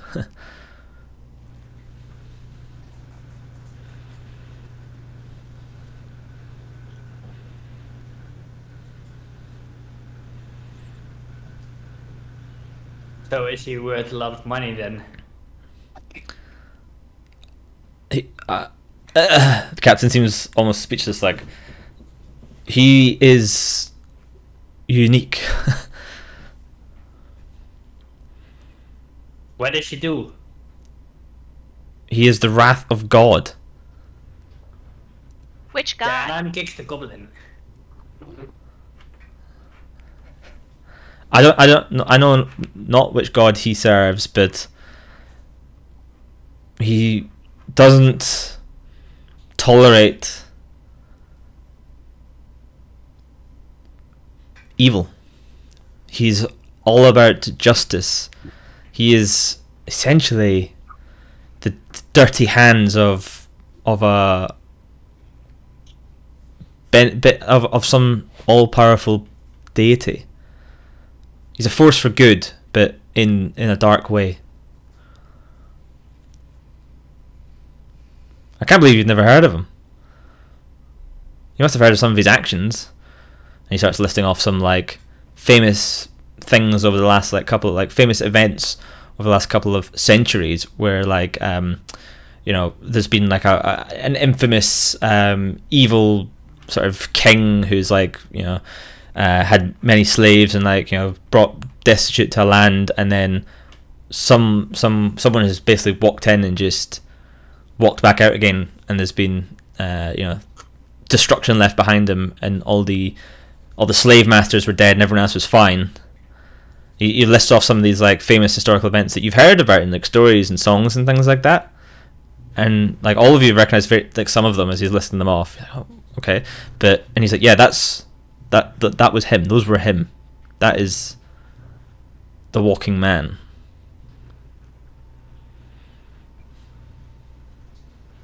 Well, what's he doing now then? There's a number of, I don't know how to explain it other than to say god deaths from the Street of the Gods in Amar. I don't know if, I think Ferrara might have mentioned some of this, but some of the gods there have turned up dead recently. And that's most unusual. He is heading there, and we will not stand in his way. If he wants to go and he requests transport, it can't be bad. I'm gonna go introduce myself. So he's sitting downstairs when you go down at that table, and he's just sitting there with like a very plain looking sandwich, and the guys who are playing like dice are like not playing dice anymore. They're just sitting there looking very nervous. And the man is very pleasantly eating a sandwich. I'm gonna say hello. I'm gonna like outstretch hand. He looks at you. Good day. Shakes your hand pleasantly and continues eating his sandwich. I'm gonna take that as an invitation to sit down.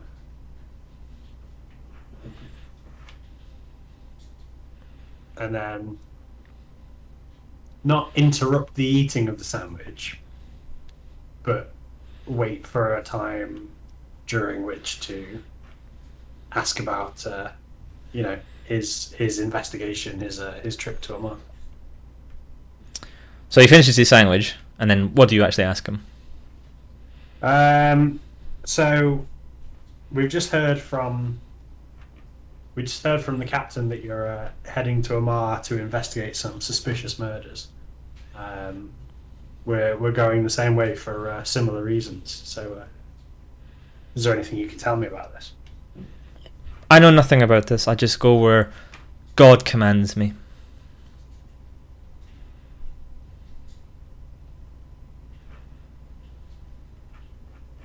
I'm an extension of his will. In my head the whole time I'm like, this guy doesn't even know that God's a girl. Where have you been recently? I've been all over this plane. Have you encountered such a thing as Triglavs?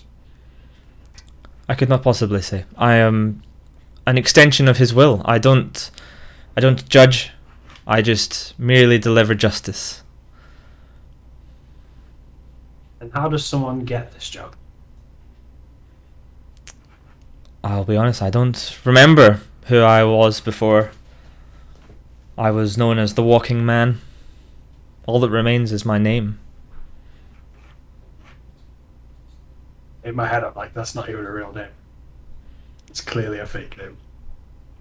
Alright, no, I'll thank him for his time. I'll head back up to the deck. He's very pleasant when you say, like, thank yourself, you're welcome. And he just sort of sits there and seems to just be meditating or praying or something. It's not really sure.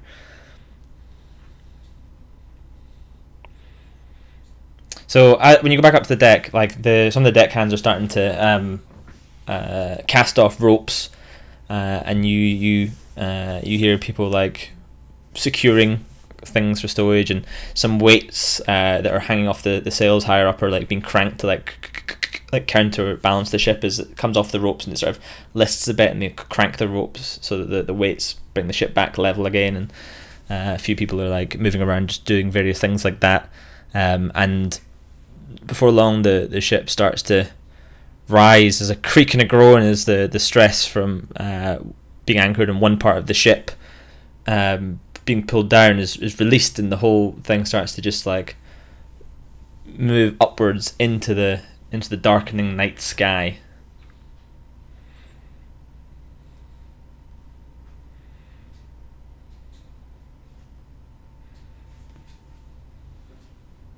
I'm gonna quietly explain to Hazana that I think the walking guy is useful, but I think he might also be touched in the head. They tend to be dead around here.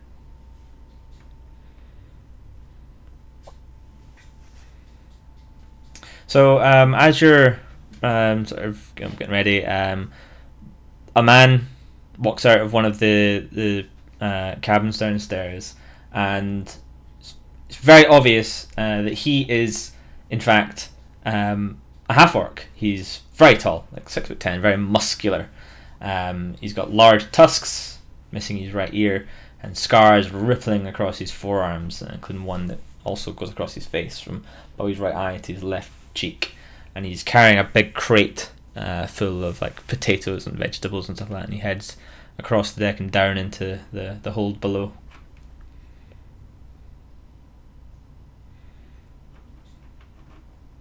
Whilst this has all been going on, Siege is going to have looked for a hammock in, naturally, a dark shady corner because he's a weirdo rogue tiefling, and secondly, also tried to find anything that could be used in lieu of a brazier. There's a couple of like little like metal fire chalices, essentially, where like stuff is kept to burn on the deck, to keep it away from the wood and the sails, and still light the deck. But it's like got glass around it to stop the wind blowing it out.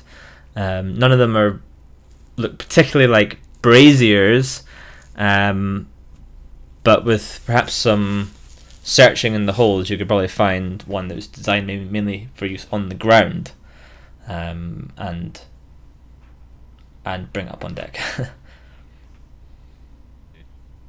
I would like to search for it, but rather than bring it up on deck, if I do find something suitable, or Siege finds something suitable, then he'll check in with the drow, the second in command, before lighting a fire on a wooden ship, because he's not an idiot, he's just a bit rash sometimes. Mm-hmm. So the drow is up, standing at the helm at the minute, and kind of like you can see him shouting a few orders around as the captain stands by and watches. And shouting orders, that's not going to be a good time to disturb him. So I'm going to complete my search first, and then if I find something, then I'll go and talk to them. Mm-hmm. Yeah, so it's easy enough to wait for a gap when he like hands off to one of the other crew members and goes about his businesses, and you can see him no longer engaged with that if you want to come and talk to him. Yeah. I'll see you though. Do you mind if I have a moment of your time? Aye, what can I do for you? I'll keep this brief, I know you're a busy man. Is there something I could use on the ship to light a contained fire that's not going to cause any damage to the ship for about an hour or so? Why exactly you want to light a fire on our ship? I need to prepare some bits and pieces for when we arrive at Amar, and I'd rather do that before we get there, if you're okay with that. Are you summoning some sort of familiar on board my ship? Seems to know the process well. That was the plan, aye.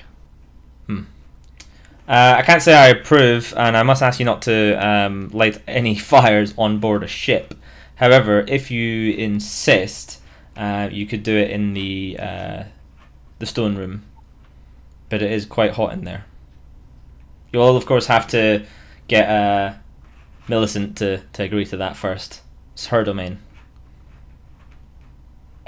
Well, thank you for your candour. I'll go and have a talk to her. I would advise, give her some time. We've just departed. She's going to be busy for a while.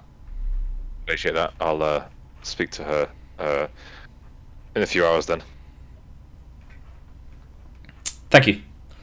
And he sort of continues about his business, doing whatever first officers do on sky ships.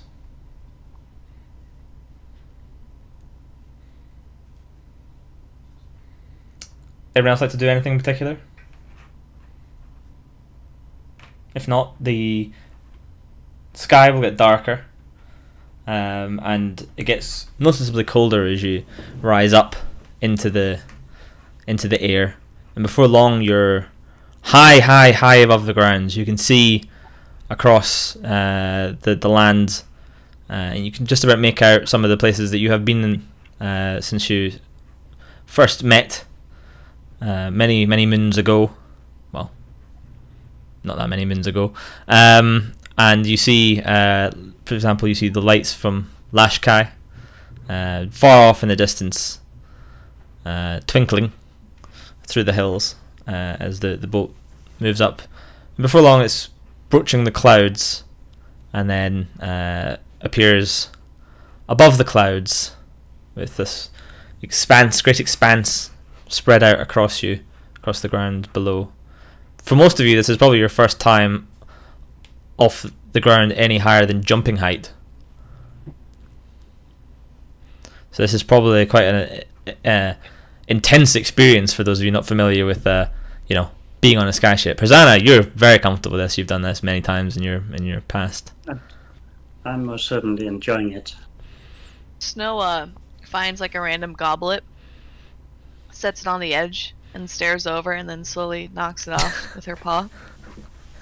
And then watches it fall. Yeah, it just falls slowly into the clouds, and as it tumbles over, you can see on the bottom of it, like scrawled in really like child's handwriting, it says, "I love you, Daddy." As it tumbles off the boat. Why would you do that to me?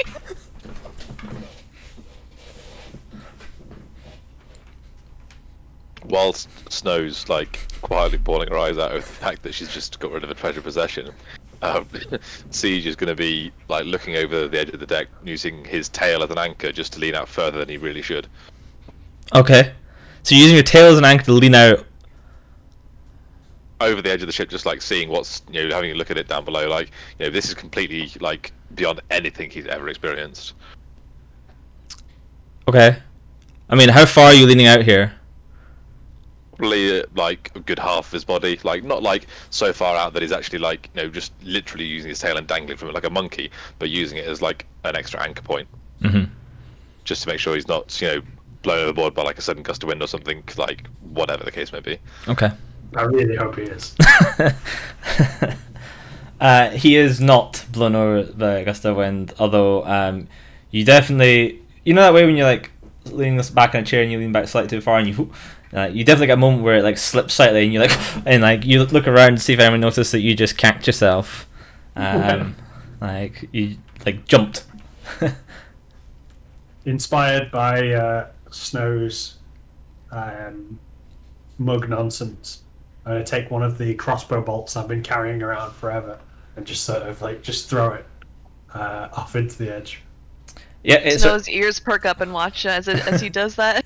It goes off the edge and tumbles, and as it tumbles, you can see right on the side of the shaft. I love you. No.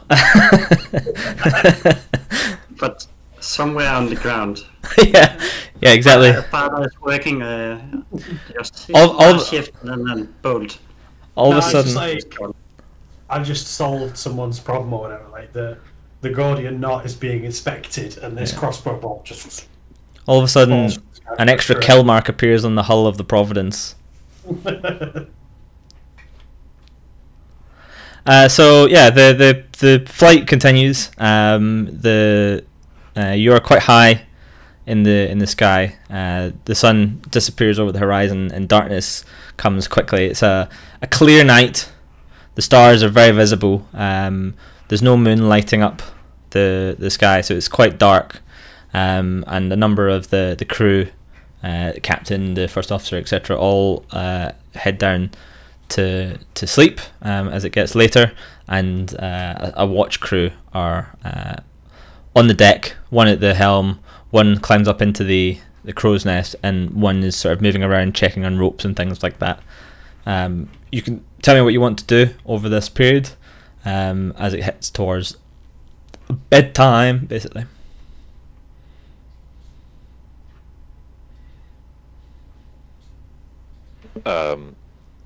I'm gonna head down, or Siege gonna head down towards the stone pilots area and see if she's busy, if she's engaged, and see if there's a good time to approach her, and go from there.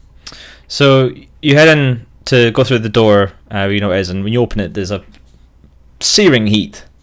Like, I mean, you're used to hot, but like this is uncomfortably hot, and this certainly explains the thick leather overalls that that you've seen these people wearing before, protecting from the heat. And a face or a figure looks up at you. The overalls and the big goggles stare at you as you walk in. She's just finished depositing some fresh wood onto the big burner underneath the stone.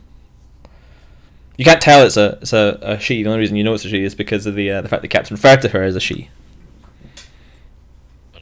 Stone pilot's work. Millicent, was it? She's like gestures to you to like go back out and like heads towards you and like almost like kind of ushers you out of the room, closes the door behind her, and like unfastens some big buckles like and like pulls off her hood, and it's a woman.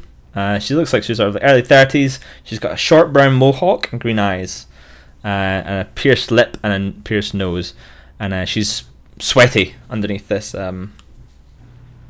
this leather hood, and she's like, "Aye." Wasting time, I know you're in a critical role. The first mate asked me to speak to you, and asked if there's any chance I could get access to the brazier for about an hour or so. I won't take you the time if you're busy. As long as you're not interrupting me or affecting the flight of the rock, knock yourself out. Just. I've no intention of such, and if I look like I'm going to breach something, then you let me know and I'll stop. Oh, don't worry, you'll know about it. I have no doubt. Puts her hood back on, like buckles it, and heads back in. Okay, so am I okay to follow her in then and do the summoning ritual or not? Yeah, you can do. Cool. Okay.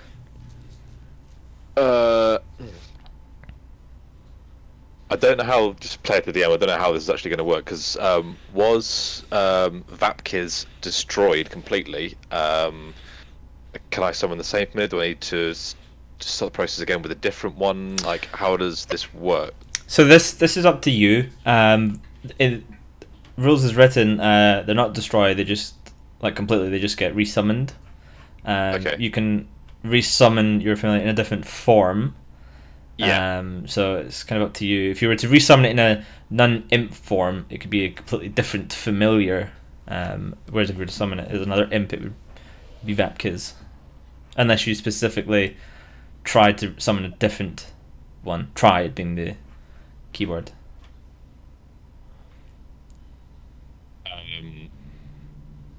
Just very quickly then, just to try and get this done. Do you want me to bring Vapkiz back? Do you think it'd be more fun for the story, or do you want me to? It's up to you. Whatever you want to do. Okay.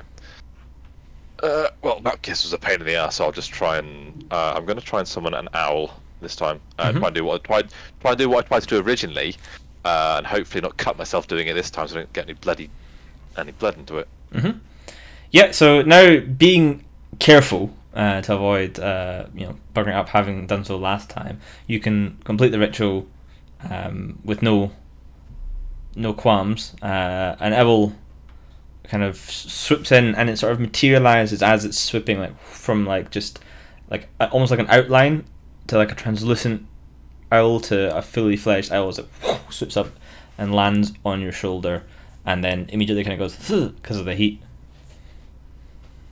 Okay, so just for clarity, it's going to be an elf owl, which are the smallest species of owl you can find anywhere, and it's going to be dark with like mottled grey feathers, just fairly like similar in like appearance to like Siege's skin, like just not like pure black, but just like fairly shadowy. You know, being creepy and stealthy and all the good things.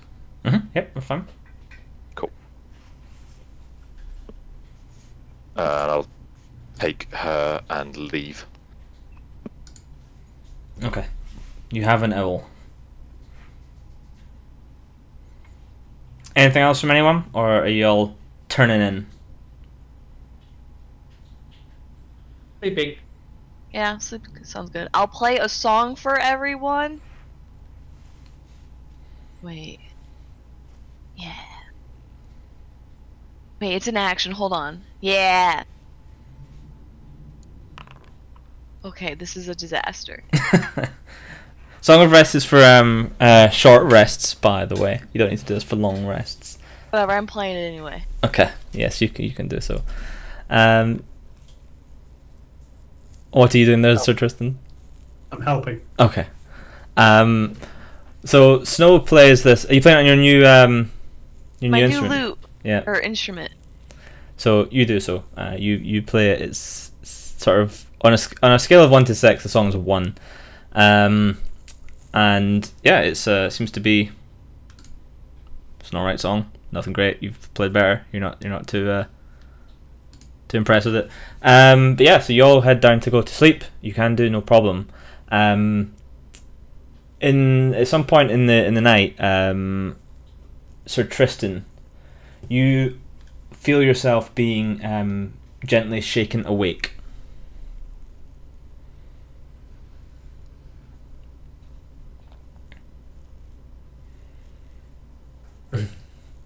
And you open your eyes, and staring up at you from below the hammock is a halfling who is shaking you by the shoulder. Yes, small child. I mean, it's very clearly not a child, by the way. It's looks like an adult, is bald, has a green head, and is just happens to be a halfling. But he looks at you and goes, Stoneheart, the captain sent me to wake you. There's some mysterious going ons. He's suggested waking everybody and getting them up on deck. Alright, that works for me. I'll leave you to it. Yeah. You- I'll start arming as well. Yep. So, Do you bother to say anything to the rest of us, or just start strapping your armor on? Well, I assume it's quite loud. No, I'm making no attempt to make it any quieter. If anything, I'm probably overdoing it because I've been woken in the middle of the night. So, assume there's a fair amount of stomping, like cracking of iron knuckles. Can you pick another time to clean your armor, please? Right. All hands to deck, my lady. All hands. Crying out loud. I'll send the owl over to just dink, dink, dink at his armor to make a noise, then come back. Wait, how big is this owl? Is this owl? Can I reasonably like? It's an elf owl. It's literally like the tiniest owl you've ever seen. It's like 8 inches long. It's ridiculously small. I don't want to hit it so hard it dies. Or... Like, oh, I spent all this time and money summoning an owl, and then it got slapped, and now I'm down one owl. immediately killed. Oh, there was a picture the whole time. Sorry, that's on me. Yeah, I'm trying to make life a bit easier for people. But yeah, so I'm dressed. We're awake. Let's head upstairs.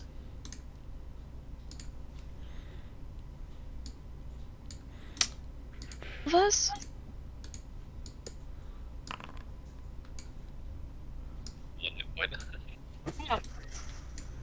Does that even work like that? Yeah. What were you trying to roll there? The hit points for the owl. Oh, Yeah, roll the 2 minus 1, so it's 1 hit point. you can just take its whatever the bracket number is rather than rolling it if you want. That's fine. So it's got 2 hit points or 1. No, it's got 1 hit point. Well, the good thing about owls is they have flyby. So. Yeah, I know. Cool. So when you arrive up on deck, you see the captain, who is at the helm, and a number of the crew are around the edge of the ship. There's both crow's nests have someone in them right now, and everyone is looking around. And you are in dense fog. It's almost hard to see the front of the ship from the back of the ship, and vice versa, because how thick it is. It's with billows of it sort of move across the deck, briefly obscuring parts of the ship as it goes by. It's that thick, and the captain sees you as you come up and gestures to you. As you approach, he's like, "This fog. I've not seen anything like this before. I think this is of unnatural origin. We should definitely be on our lookout here. My apologies if you were sleeping." Can I recognize any of this from the night of the crash? Give me a... I guess it's history check with advantage. It's fog. You've seen fog before. This does seem to be unnaturally thick compared to any fog you've ever seen, but it's just fog. Can we check if it's magical fog? How do you propose to do that? Detect magic. I wish.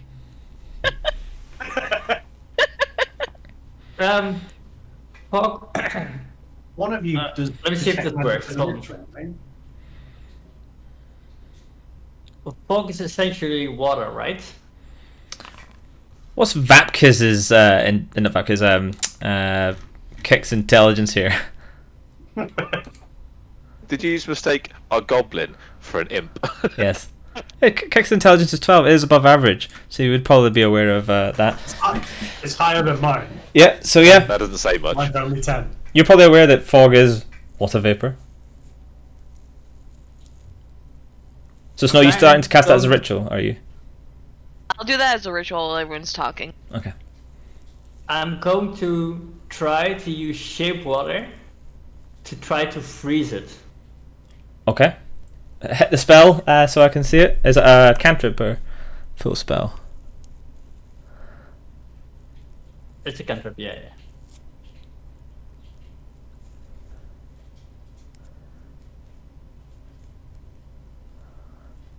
See, that's water. It says specifically water, because there is a thing about like being able to change the state of water. There's a different spell for that, I'm sure. I can't remember the name of it. Let's find out. What can we do without Google? Can shape water affect fog? You see, destroy water clarifies it can be used on fog. Ah, okay. But it doesn't. Yeah, so it's unless there's explicitly narrow the usage of term water. Blah blah blah. I'll tell you what. So we'll say that you can. It doesn't immediately like freeze like a big cube of fog out of the air or anything like that. But you find that you're able to use it to kind of like almost part the fog briefly in certain areas as you focus the magic on it. Okay, yeah, that's decent. That's good enough. So then I will cast shape water and try to split the fog, as it would say. Yeah. So it's only a 5-foot cube, so you can only split very small areas. I mean, small areas is fine. That's, yeah. Yeah.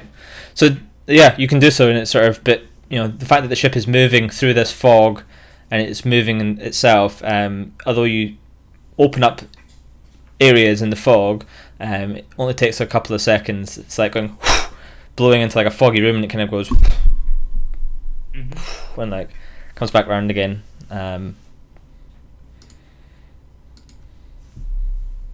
Okay, I will try to at least keep my face away from the fog. Yeah. Easily done. Nice.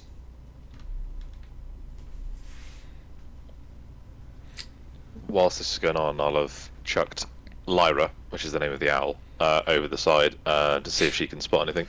Turns out she doesn't know how to fly yet. Oh, you're so funny. But on the bottom of the owl.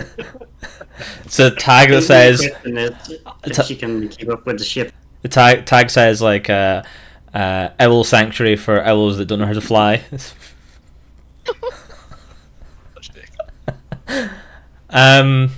Yeah. So Lyra. Lyra Silverton, Lyra Blackwood. Flies into the fog. Just having a pass around, see if she can pick up anything. Yeah, so she flies around, and because you can communicate with the telepath within 100 feet, if I'm not mistaken.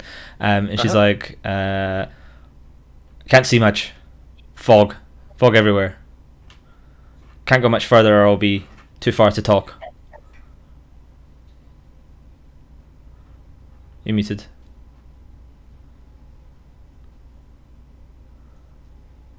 Why is this? Yeah, this is the problem I've been having the other day. I ask her, can you hear anything before we go out of range? What's her roll for perception? Like, what's her modifier? It would be +3 on perception, and her wisdom is 12. So be +4 total, I guess. No. Ignore me. Well, if she's Sure. proficient in perception, then it will be wisdom plus proficiency. Okay, so be +4 total then. Okay. So Yeah, so I've rolled it. So Okay. she says, like, not sure, can hear something in the fog, flapping maybe, unsure. you can find it, but don't get close. Okay. Going out of range. Okay. So she's up doing that. Oh, because she's also got advantage on wisdom perception checks that rely on hearing or sight. Just as a heads up. Okay. So Snow, your detect magic comes off, and there's no obvious source of magic around you. You can't detect anything. Okay. I share that with the party.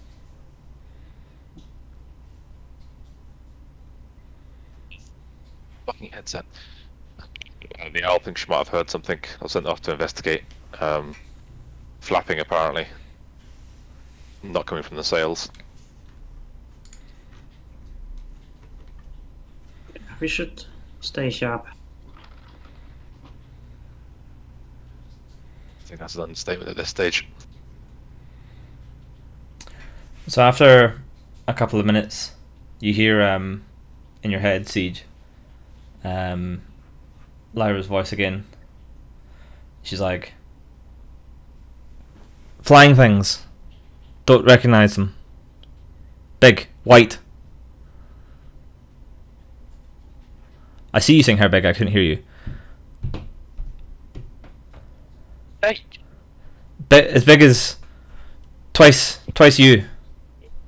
White eyes, red eyes, white, big teeth. Can you actually hear me now? Yeah. Yes. Bloody thing. I'll ask her how many, then bounce her back. Don't know, hard to tell. Okay. Not together. Bring her back. Just literally, I'll make her vanish. For now. Okay, her voice disappears from your head. I'll immediately warn the captain of relay what Lyra said. He's like, concerning. And he shouts, They sound like a flying version of the demons we've encountered on the ground. this is... Did you say demons? Sorry? We've encountered white-skinned, red-eyed monsters called Triglavians before now. This sounds like something that's similar to them, maybe akin to them. I'd stand to battle stations if I were you, Captain.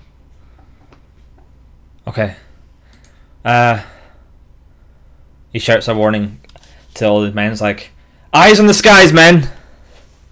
Get down. Get those who don't have to be on deck. Get below. Get weapons. Get back up here. Go in shifts so that all angles are covered. And people immediately start like moving down below and coming back up on deck and so on with like, you know, scimitars strapped to their hips and moving around and getting themselves in position. Some of them are starting to like unshackle some cannons and things like that.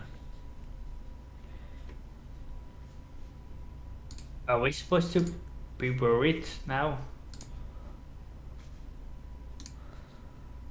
It's up to you. The I captain says.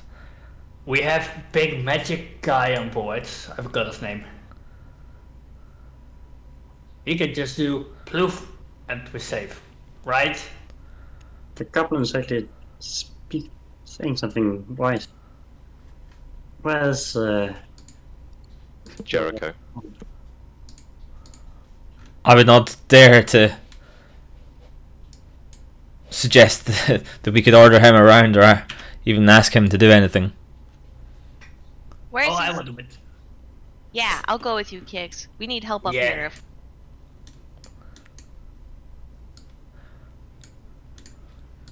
So yeah, you heading downstairs to try and find Jericho and speak with him. Yeah, to wake him up. Yeah. So he is downstairs sitting at the table where he was earlier on. When you get down there, I'm going to put your tokens. He's not sleeping, he's sitting there. Yeah, he's just sitting there. I'm going to pop your tokens on this map, so you can place yourself where your characters would be. If you've gone down below, oh, Kix, for some reason you're not in a circle. I forgot to fix that. If you're down below, just put yourself off the side of the boat for now, because I'm going back and forward between maps. It's going to be complicated. But if you're on deck, just put yourself where you are on the deck. You need to unpause if that, buddy. Yeah, Thank you. got it. Okay, so we're below, so the table's like right around here, so. Yeah, but if you're if you're below, just put yourself like in this box. And up the wall. Yeah, it's the wall. Oh yeah, there's walls in there. I'll put you there then. If I turn on token vision, I can properly like all the walls and doors and everything are here and they work. Yeah, open the door. Open the door, that works. Yeah, move yourself through. Yeah. Snow's going to get that chalice back. Okay, so you down there. He's sitting there. He's just sitting there, sort of hands folded neatly in front of him, and he's just sort of like staring at the wall. Jericho, right?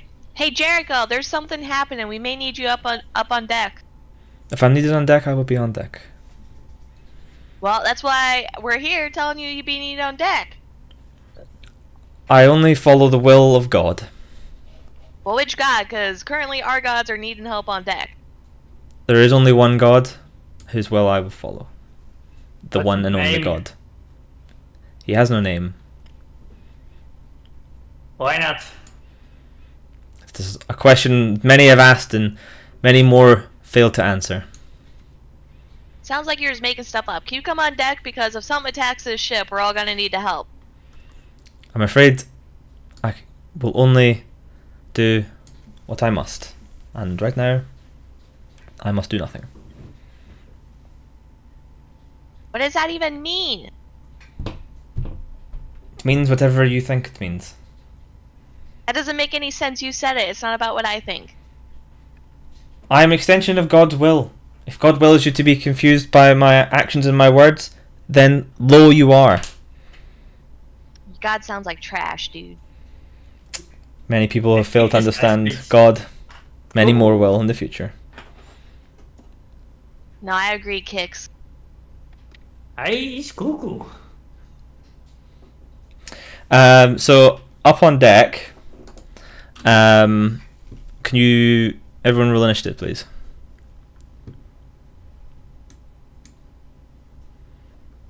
Damn it, I shouldn't have de-summoned my owl. So when you de-summon them, does that mean you have to like do the whole thing again, consume stuff No, every time? so it's just literally like getting them to disappear out, like, because they're not been destroyed or anything, so they're still available, so I can bring them back and they'll click my fingers, and make life nice and easy. But I don't know if it's an action to do it whilst in combat or not. I'm just having a quick look at that now. Oh, as an action, you can temporarily dismiss your familiar, disappears into a pocket dimension where it waits your summons. As an action, while it's temporarily dismissed, you can cause it to reappear in any unoccupied space within 30 feet of you. So, realistically, I should have done it before combat, but it's too late now. So, yeah. It's alright. Okay, so, are you all in? You're all in initiative, yeah? Okay, so we're gonna move. Kix, who's AFK. Oh yes, Kix is AFK. That's a good time to quickly go AFK here as well. I'm going to just go grab a drink and have a quick bathroom break, so 2 minutes.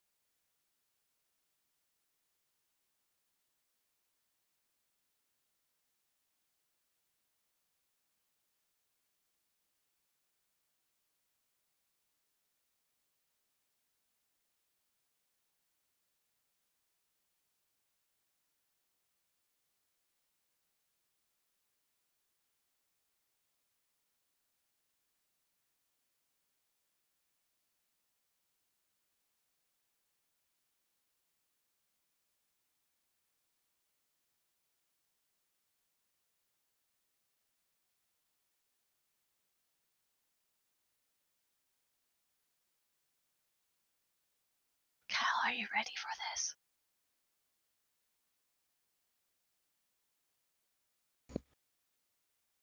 I'm always ready to kill things. Hell yeah. Oh, Twygon, roll initiative. Yes.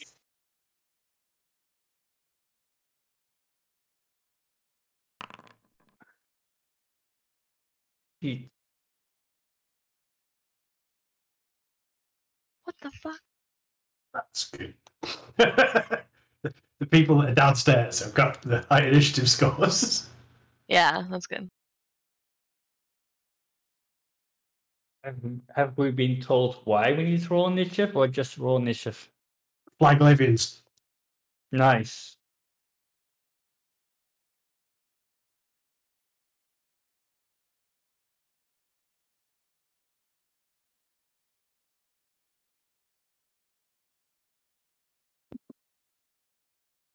Okay, I'm back. Just waiting for Miz and Wrath, and then we shall continue. Can't believe Snow threw someone's treasured possession off the boat. What the heck?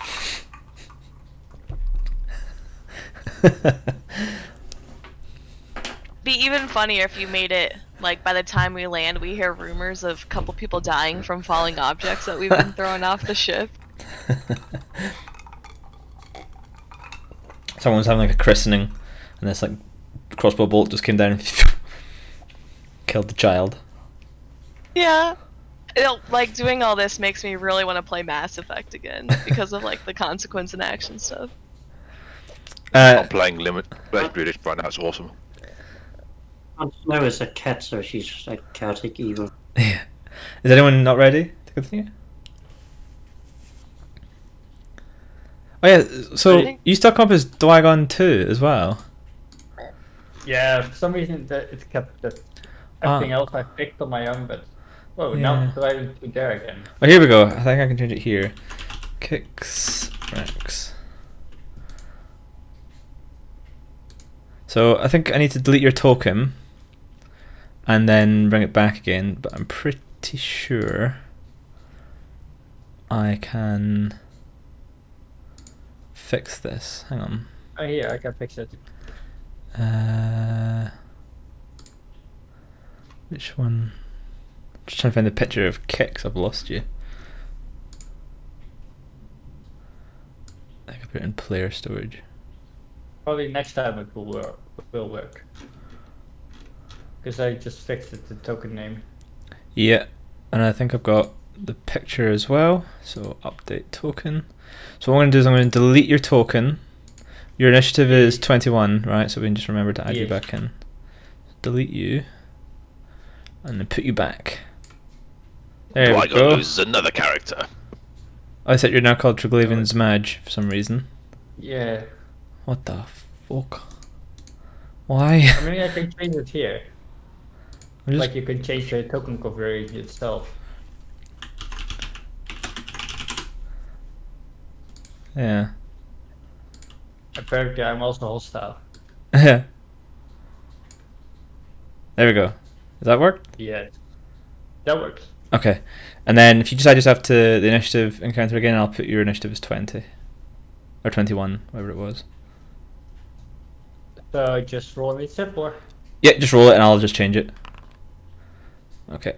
So, and then I can update you to... You rolled a 21. Yeah, no, I'm going to put him back at Oh, 21. you're updating. Yeah, yeah. Okay. I just had to have him roll it so he Oh. would appear back in the list as well.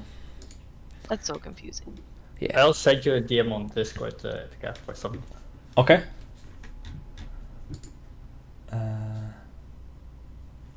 Something to be aware of. Okay, no worries. Right, so Kix, you're downstairs, Snow, you're downstairs, so conveniently we're going to bypass you. So let me just get my notes up.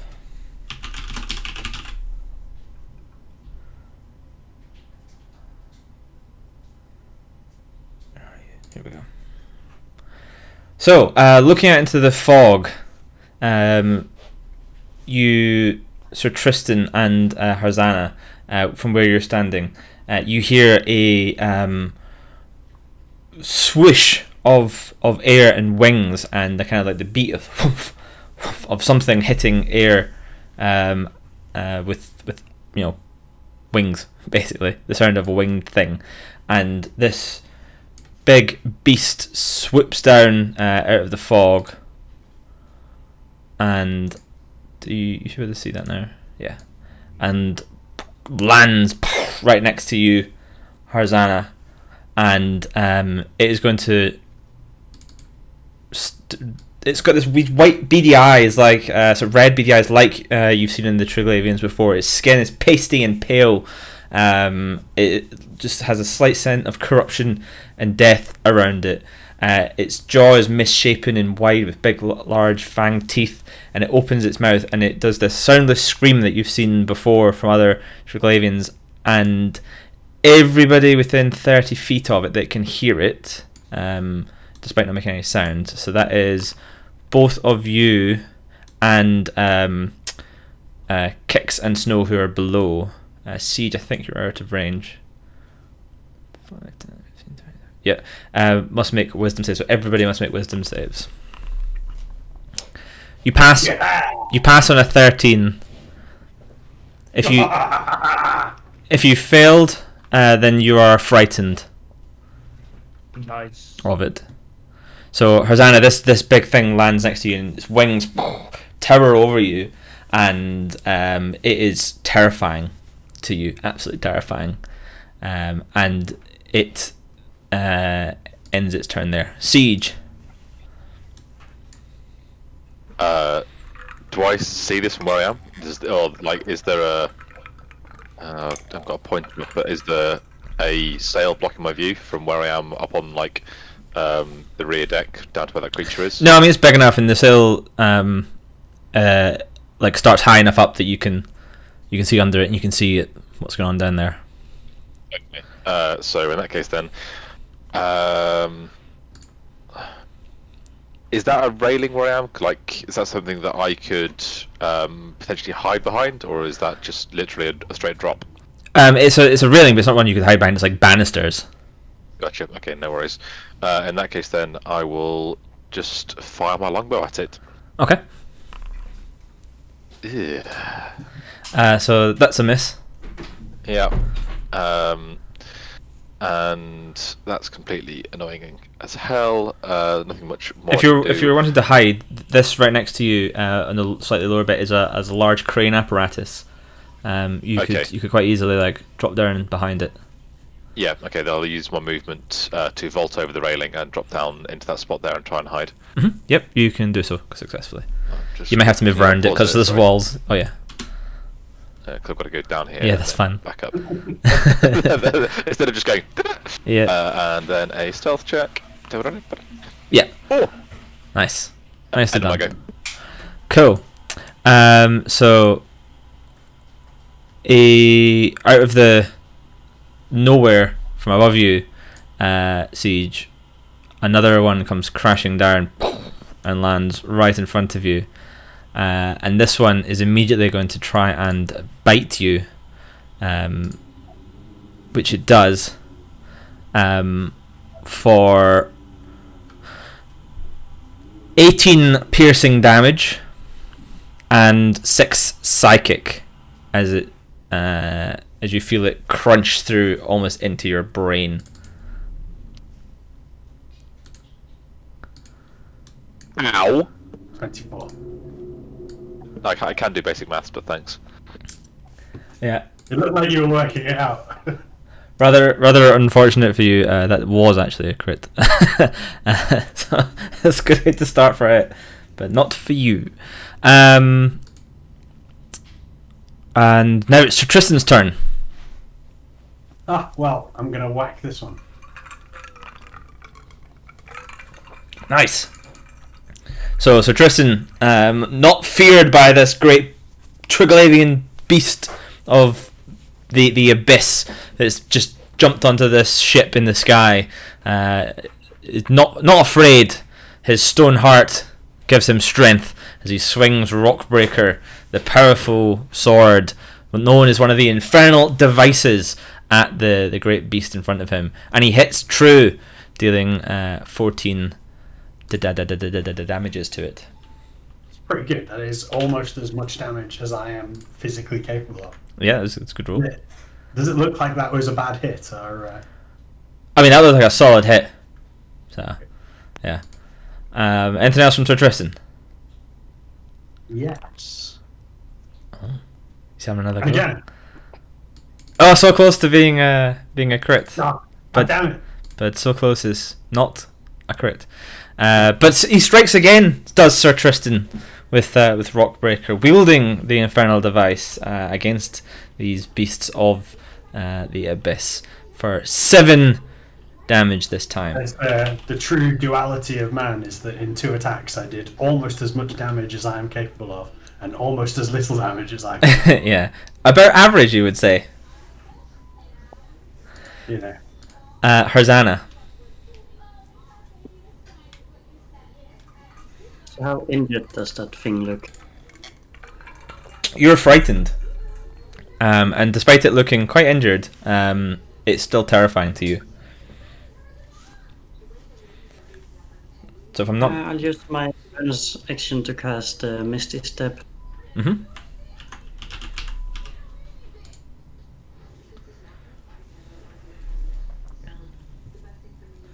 It's about now I'm regretting giving that cloak away. Going here, and then I'll take a step behind the mast so I can't see the big thingy. Yep, that's fine. And you can try and save at the end of your turn if there's anything else from you that you want to do, though. You can do. I'll use my action to throw some fire at the thingy at the siege. Mm-hmm.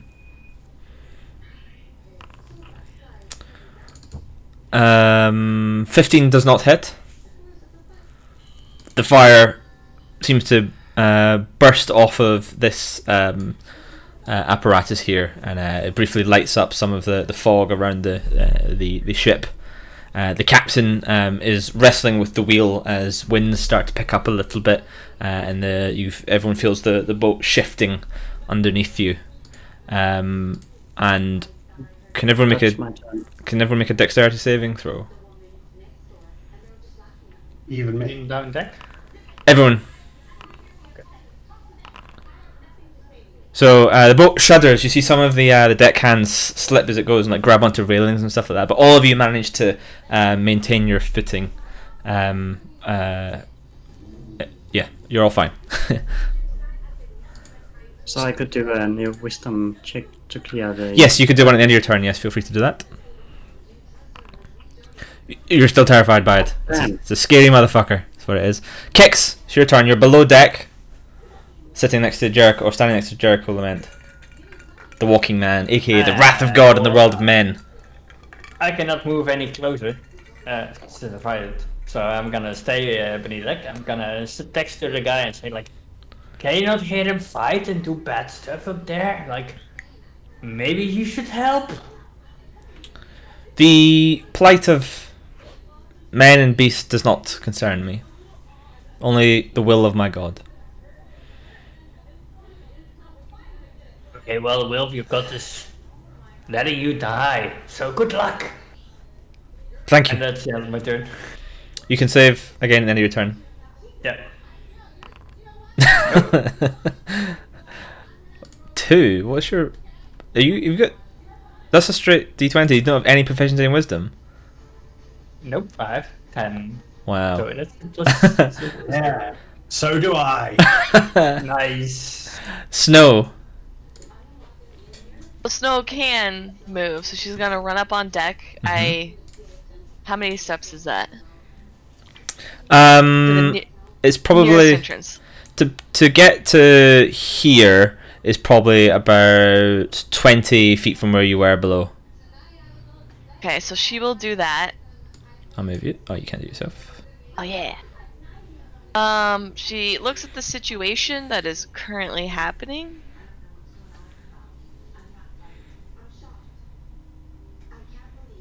Does she recognize that her allies are...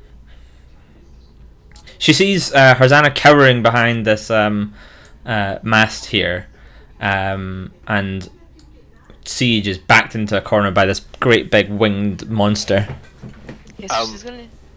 Point of reference, you probably wouldn't see Siege with that stealth check. Fair enough, yeah. So you just see a beast hanging out in the corner.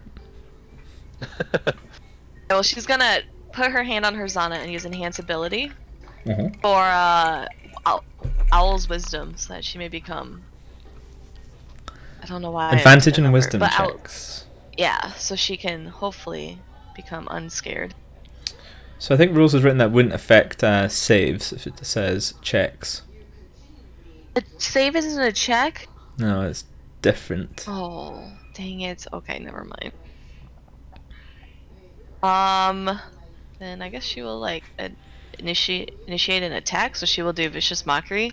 Don't forget you have your new magical instrument as well. Use that. Oh yeah. Let me see if that has anything I can use right now.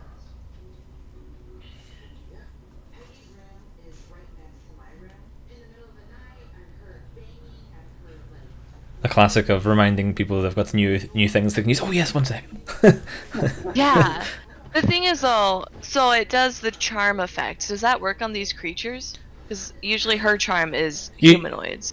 So I would just ignore that thing for now, because when I looked into it, that is like there's like 2 spells that's applicable to, because of the thing where it says it has to have vocal and semantic components. I think. Okay. Because it's like Prismatic Wall and one other spell, I think, actually are spells with charm that have vocal and semantic, and you don't have either of them. So ignore it for now. And if you want to use it, just look at the spell list instead. Or continue to do what you want. It's up to you. You're the player. I'm just a conduit for your entertainment. First to this one over here. You're going to cast what, sorry? Vicious Mockery. Okay. So, it's going to have to do its wisdom save. How wise are these? Not very. But he passes anyway. What the fuck? Okay. Let me see what my bonus actions are. I think the only heal I can potentially do, because I'm guessing Siege is like dying out here, right? You don't know. You don't know where Siege is right now. It's just like, there's just a ton of blood all over the floor and no appearing source for it. Okay, so then I will end my turn. Okay. This one in front of you, Sir Tristan, is going to rear back, and its mouth opens, and this it just exhales a big cone of just dark psychic energy at you. So can you make a Constitution save? Can I? Yes. So you take half of 21 psychic damage. So that's 10 or 11? Yeah, and write it down. Yeah. So 10 psychic damage. Okay. And that's its turn. Let me just check if it does not get that back. Siege! Ow.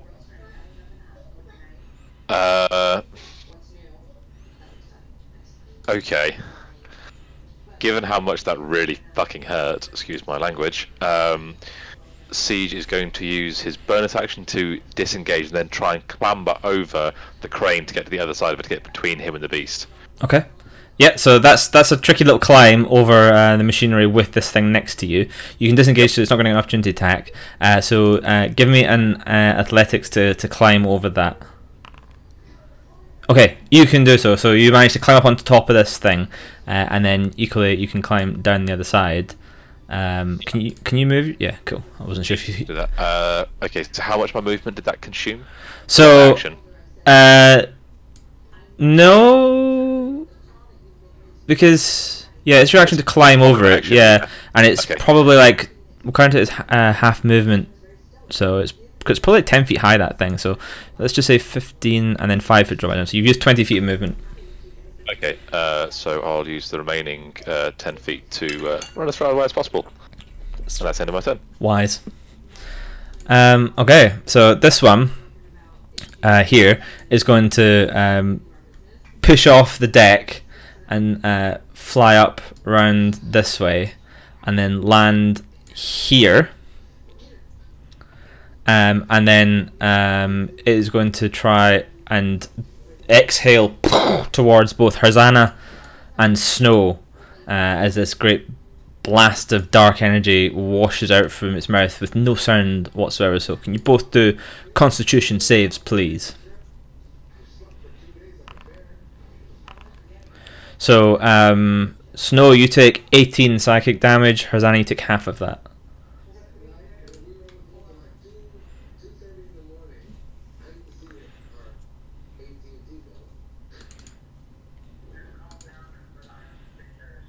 And it's Sir Tristan's turn.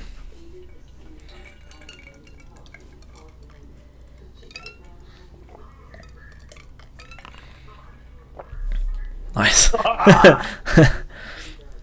Maximum damage once again.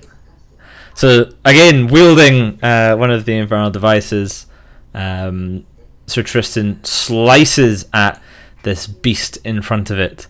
In front of him, I should say. Sir Tristan is a him, not an it. And cuts it down with a single hit there. Nicely done, Sir Tristan. It drops to the ground, kind of twitching and writhing, but yet no sound. It looks like it should be a squealing and noise coming from it, but nothing emanates from. You can see its throat moving as it looks like it's vocalizing, but nothing comes out of it. Phenomenal work, mate. Anything else from Sir Tristan? Are you staying there? Are you moving? I will second wind, and I will. Were you even damaged? Oh yeah, you were from the breath. Myself into this gap. Nice. Okay, Harzana. The target of your fear is gone, by the way, so you're no longer frightened.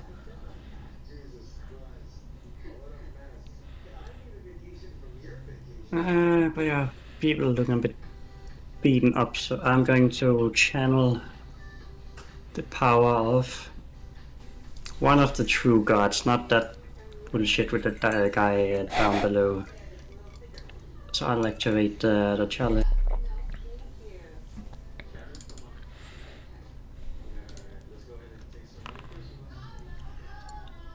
I'll cast Cure Wounds on Snow as As a second level spell. Mm-hmm.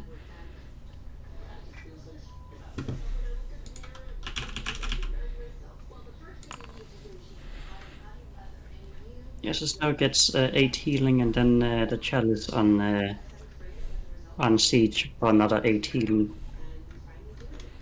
Nice. Thank Touch you. behind the thing.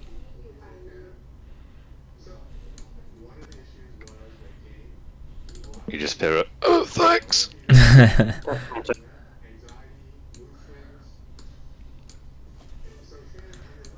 Okay. At the end of your turn, you hear a thud on the ground behind you, Harzana, about here.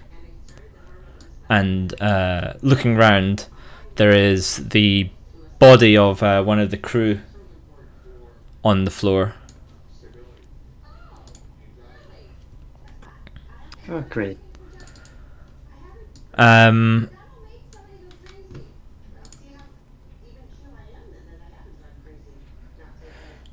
Sir Tristan, Yes. a crossbow bolt thuds into the top of your shoulder.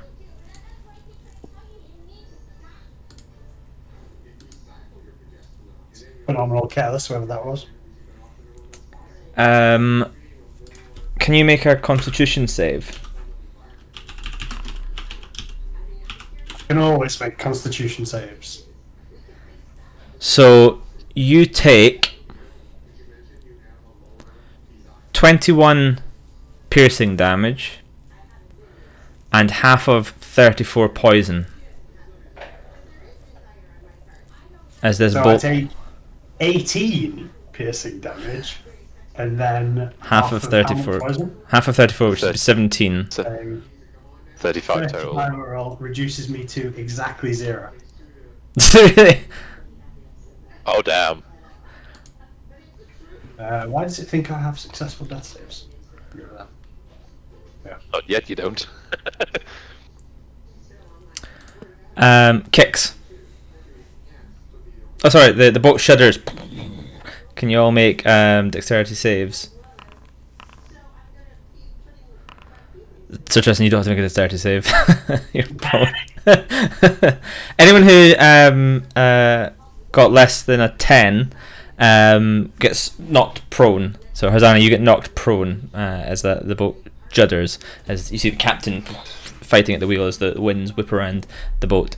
Dwagon did message me and said that he wasn't feeling 100%, so he might dip out at one point.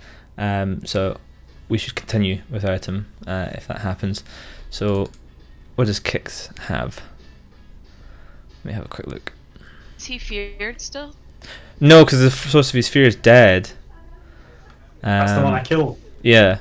So I'll bypass Kix. If he comes back, he can have a turn and slip back in. So Snow. So Snow kind of getting some healing, notices Sir Tristan go down. She will step forward. So you are on the floor, right? You're dead. He's prone, yeah. She'll do a cure wounds. Nice. Maximum wounds cured. And then So Tristan, if you don't want to take the healing, then don't say anything. Going once. what the fuck? Going twice. Gone. Oh, sorry, that does consume your action, Snow, and the spell slot. What the heck? He can heal it when he gets will- back. Okay, and then I don't know where to stand. She'll stand right here, I guess. And then she will use Bardic Inspiration. She'll use it on Sir Tristan since he seems to be doing well. Nice. So Tristan, you got healed for 12, and now you've got Bardic Inspiration. Ah, beautiful. So you're still prone though, obviously. Siege, sure go. So the Siege is going to step up behind the one that was menacing Sir Tristan, and drawing his rapier, try and stab it, because he didn't like getting bitten almost in half. Do I get sneak attack if he's prone, or not? I mean, Sir Tristan is prone. Yeah, I know, that's what I mean. But like, as an ally on the ground, like, does he count as being? Oh, an I ally see. active in Right, I thought you were. prone? I thought you were telling me you were attacking Sir Tristan. I was like, Oh no, not yet, not yet. yes, he's still within 5 feet and he's conscious right now. So yeah. Okay, cool, that's fine. Don't see why So not. rapier, that doesn't hit anyway, so never mind. And then Siege is going to bonus action disengage and run the fuck away. So that was 10 feet to there. 1, 2, 3, 4. Yep, stand on the stairs. Nice. So this one is going to try and bite at Sir Tristan, who's on the floor, so it gets advantage on that roll. So 22 against your AC. Hits. So that's for 8 piercing damage and 1 psychic damage. So 8 reduced to 5 plus 1, 6. Yep. And now it's Sir Tristan's turn. I will stand up. Wise. And then I will whack this thing. Oh, nice hit. 22 to hit I for got a million of them. 10 of your finest damages. Nice, well done. Solid That's, effort. Unfortunately, ends my turn. Kicks, we bypassed you. Do you want to drop in to initiative now? No, just go ahead. Just follow it. It's fine. Okay. Harzana? I'll stand up, and then I'll bless myself and Snow and Tristan with the powers of the true gods. That's the bless spell, I'm assuming. Yeah. But not the weak as Amar bless, it's like the real Galente pension bless. It's like it's the real Galente healing. Nice. Anything else from you, Harzana? No. Just stay here and stay talking. Okay. So Harzana, a bolt flies into the side of your neck from above. Can you make a Constitution save?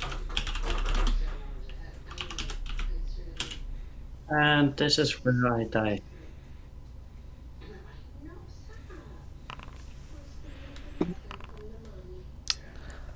So you take 25 piercing damage and 20 poison damage.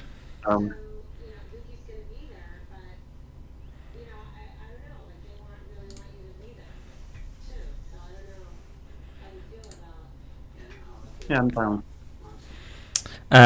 Bolt shudders. I want that bless anyways.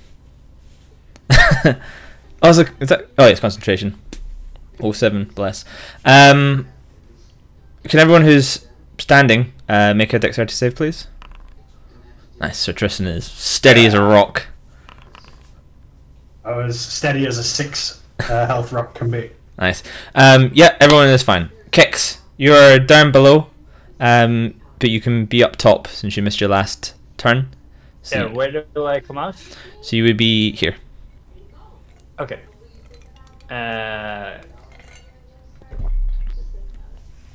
You would have seen a bolt fly down and strike and take out Harzana. Can I see where the bolt came from?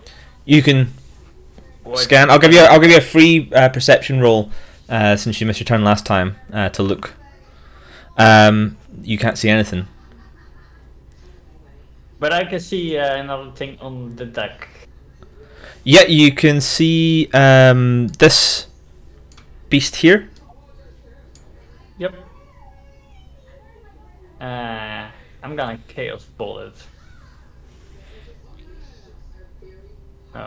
Apparently, it removed all my slots.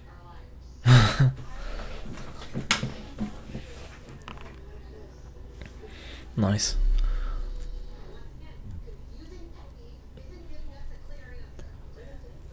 Okay, so that's a 11 attack, so that's a miss. And then you should roll on the wild magic table since that's a spell slot consumed. Okay, that's a D100, right? Yep. Yeah. Can I do it easily from here? You could just hit what like a D100. Yeah, I was looking if there's something like. Yeah, and I'll just read it with my Oh yeah. eyeballs. 71. Nice. You gain resistance to necrotic damage for the next 10 minutes. There you go. I think that's right.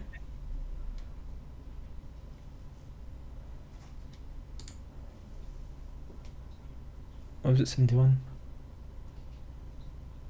That's all damage. I think I looked at the wrong one. Hang on. Where's the correct? Wild. It's at the classes sorcerer. Yeah, I just Google image searched it and that probably wasn't the best idea. You gain resistance to all damage for the next minute. Yeah, so you're resistant to all damage for the next minute. Nice. Anything else from you, So you'll Kix? be the last to die. Nope. Okay, Snow. Alright, so Tristan's okay. Is our Harzana okay, or is she like dying? She's dying.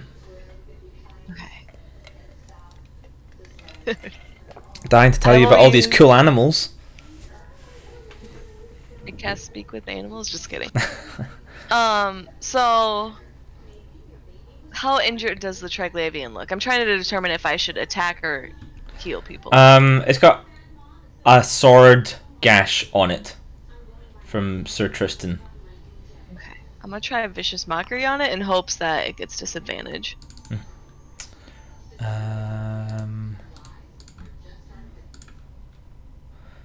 It I'm gonna tell him- fails. Should DC? I'm gonna Yeah, tell it him fails. all his friends are dead and that he's next. Nice. So it takes 3 psychic damage as well from that. Cool. Oh, and then I will use. Hold up. Useful. Here's another bardic inspiration, and I will use that on what's his name? Siege. Siege. Yeah. Okay, anything else from you? Oh no, that's it. Siege. Can't hear you. Yeah, this actually was muted this time. Seeing this crossbow bolt come whizzing down from on high, and being battered to hell right now, Siege is going to summon Lyra and get her to see if she can actually spot whatever the hell's shooting, and as a bonus action, use Second Wind to regain some hit points, and then move over here. And that's the end of my turn. Okay. Did you actually legitimately just roll? It's 2d10 plus fighter level. Okay, yeah, your fighter level's 1, isn't it?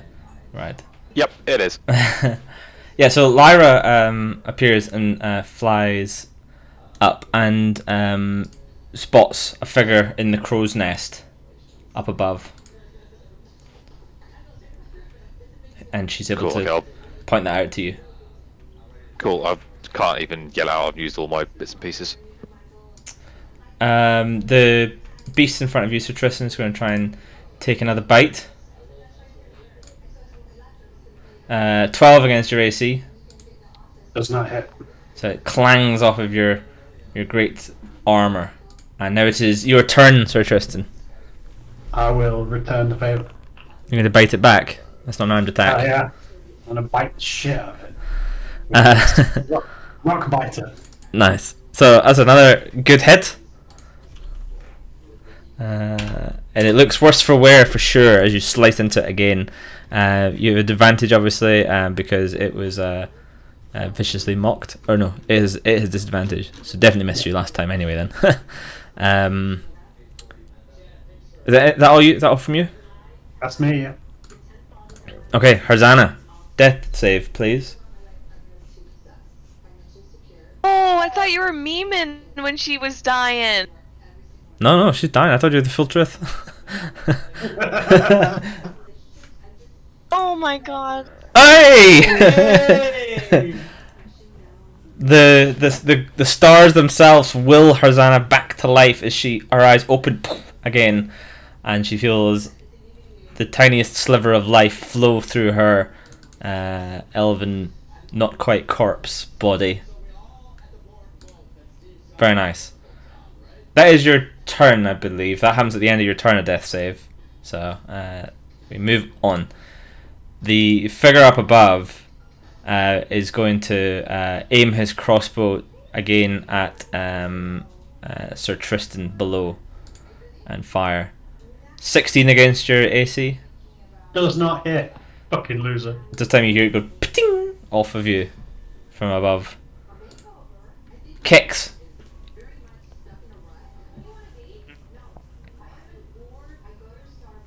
He's gonna firebolt the beast from the Tristan. Mm-hmm. That's a miss. Yeah. Anything else from Kicks? No, that will be for now. Snow. So, Harzana doesn't need your help apparently. She's gonna shift over here. Wait.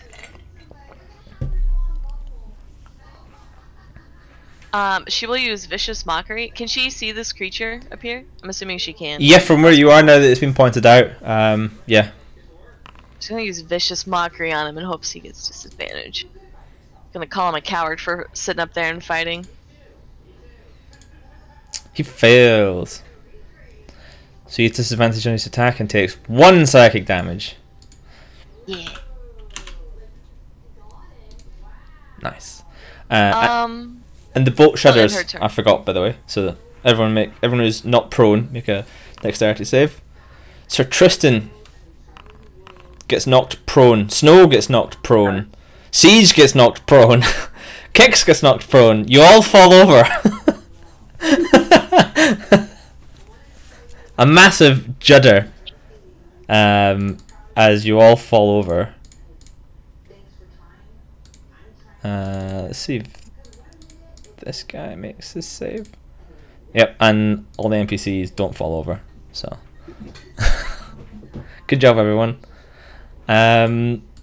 Siege, it's your go once you're finished with your natural 1 rolls.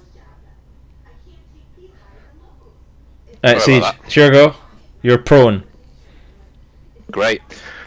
So, first of all, get to my feet, using half my movement, and then Lyra isn't close enough to me right now to use the help action, so I'm not hitting nothing in range, so I'm going to bonus action hide.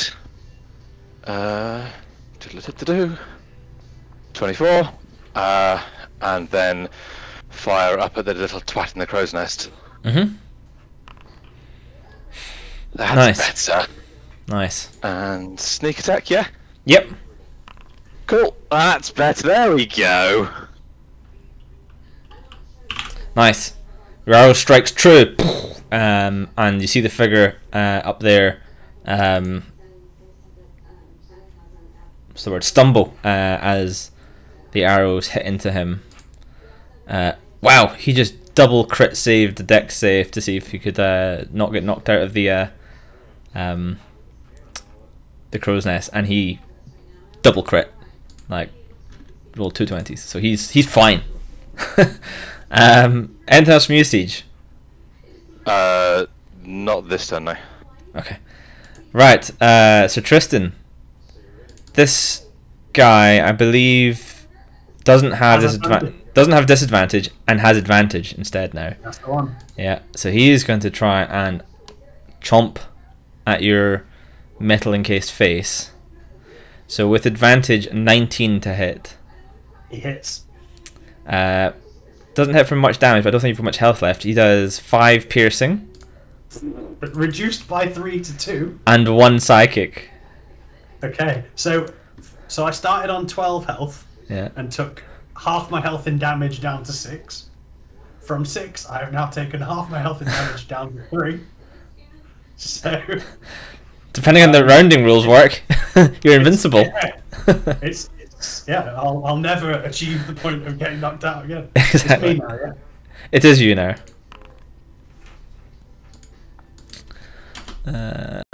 Yep, that's what we call in the business a hit. It looks really bad. It looks really worse for wear as you slice into it. Like bits of sinew are kind of almost coming off of it. Like your bones are visible now from where you've lopped off chunks of decaying flesh. Harzana, death cannot hold you down. Stand up. Oh, and you stand up. Yeah, cool. Yeah. Yeah, I'm going to stand up as well. So that mysterious figure is standing in the crow's nest. Right. Yeah, he's still up there. What is he wearing? Clothes. No armor or anything like that? It's hard to see in the dark, but it looks like leather armor.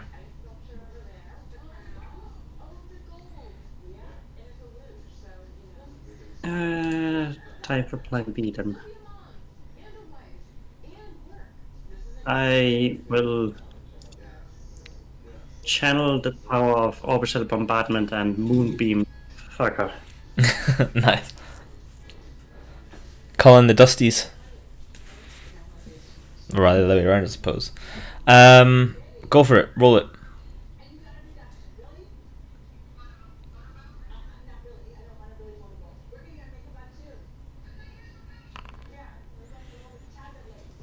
Nice. So,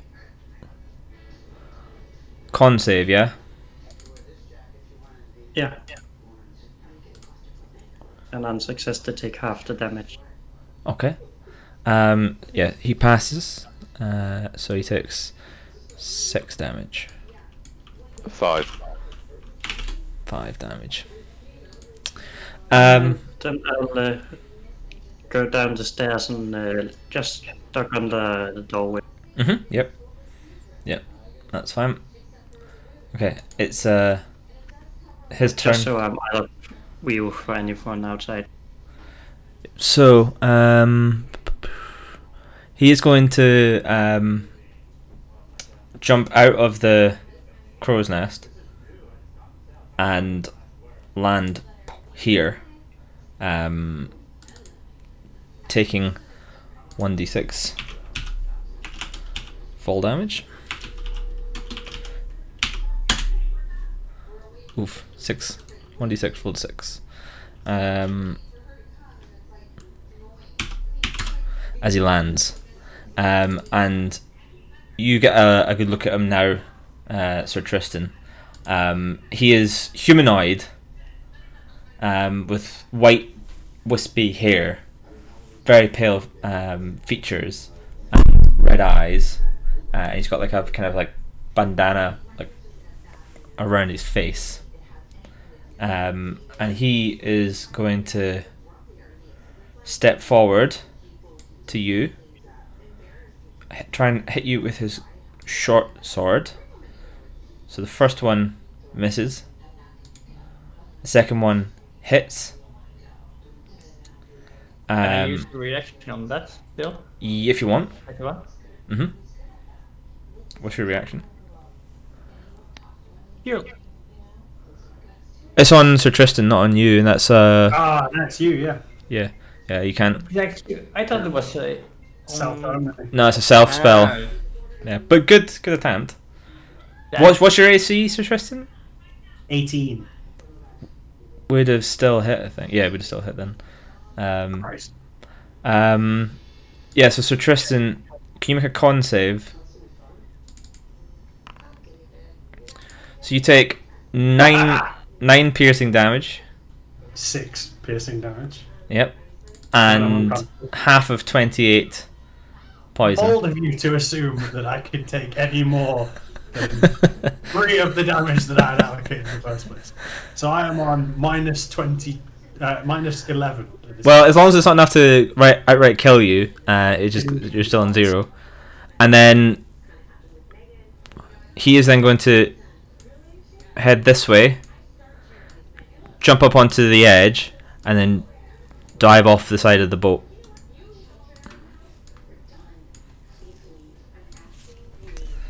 And it's Kicks. Since I've been missing everything on the lane person, I'm just gonna cast Magic Missile. Nice, and that's it. This guy. Yeah. So your missiles fly out, and they strike, and it is DED, dead.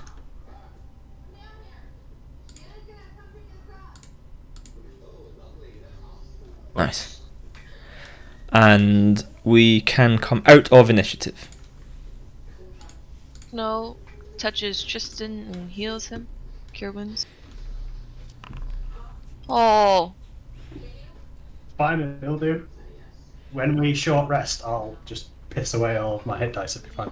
Okay. Don't forget you've got a free cure wounds in your magical loot, and you've got Song of Rest.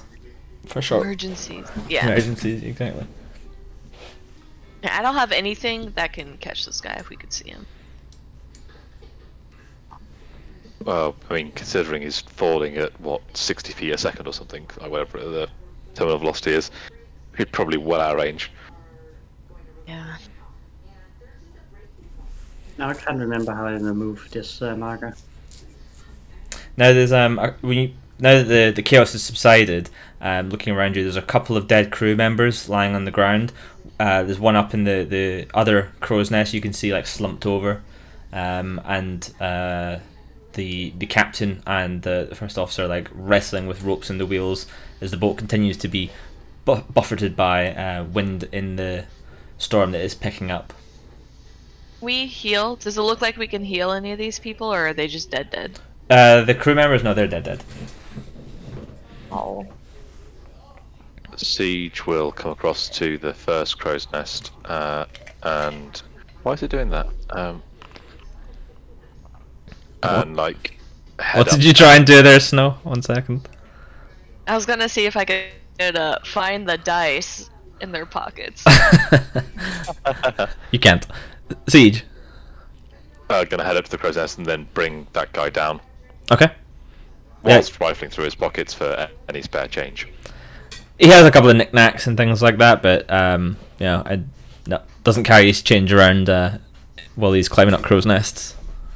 Enough, I'll just bring him down and lay him on the desk. Lay him on the deck, not desk. Yep. What are the rest of you doing? I'm gonna make some spell slots for myself. Nice.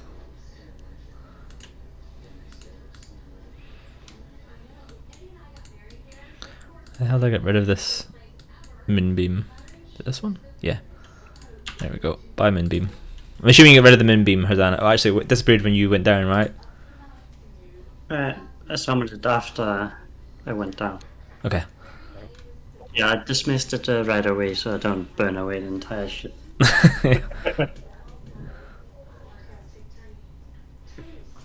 I have no idea how this works, so okay, ignore that. I have to do it manually. This is the sorcery point thing. You can exchange them. Yeah, but I thought clicking on that gave me like an option, but I have to do it manually. But it's fine.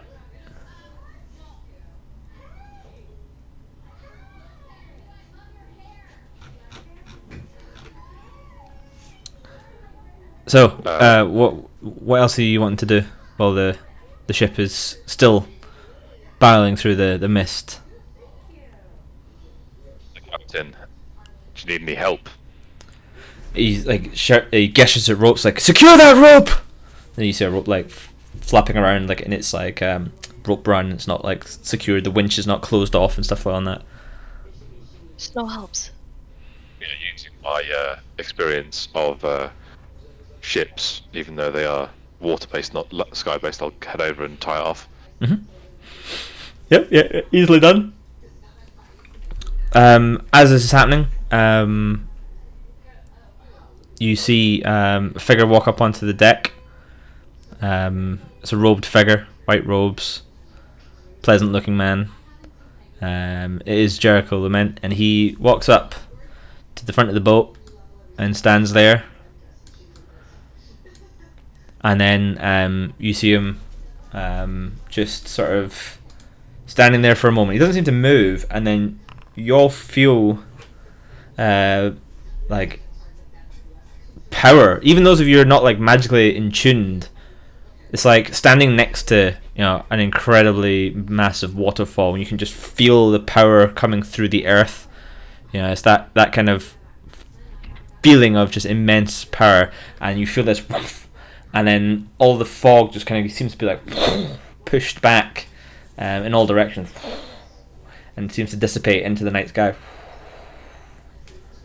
And then he takes a look around and seems content, and then heads to wander back down these stairs and back down below.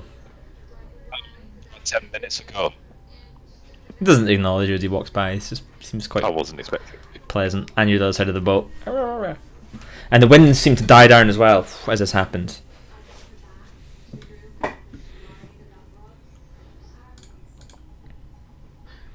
Snow calls out sarcastically, "About time you showed up." Doesn't At respond. LeBlanc or whatever his name is, as she's helping the captain.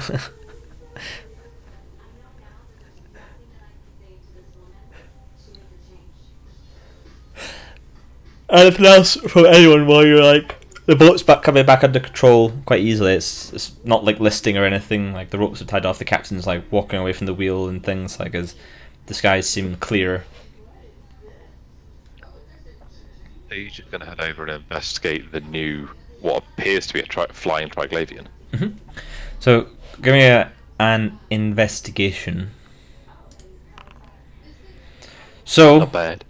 this appears to be flying Triglavian.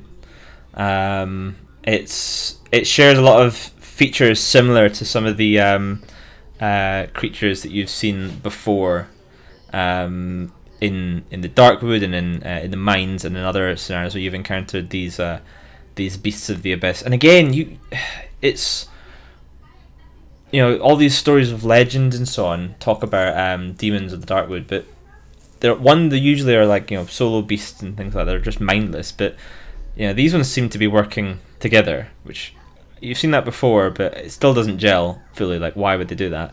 And you've not heard of flying ones, but it's very clear that these are related. There's so much similarities between them. They're slightly misshapen, deformed, and emancipated. The skin is pearly white, almost translucent because with lack of sun. Last thing from me then, can I try and collect some of the claws from each creature?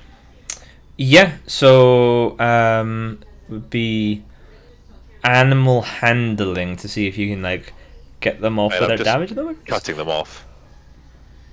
Yeah, but you're trying to do it without like damaging them, right? Not particularly fussed. Like we've seen them before. I'm not trying to like extract them perfectly. Okay, so you're just literally trying to sort of like chop off a finger, like sort of at the knuckle type thing. Yeah, I'd be happy with that. I would like using the hand axe I got from Tazros. Okay. Survival. Yeah, so go for survival. See how many you can successfully get without just completely smushing them. So there's like 4 for each foot, which would make 32. So you get 10 of them.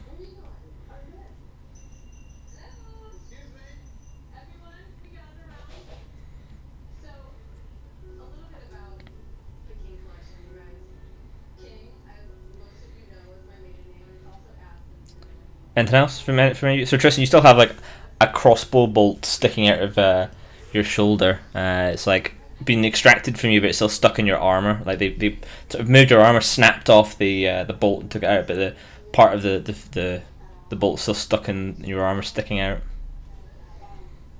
Yeah, I'll see if I can get somebody to dig that out for me. Well, Hasana's already helping him with wounds and stuff. Yep.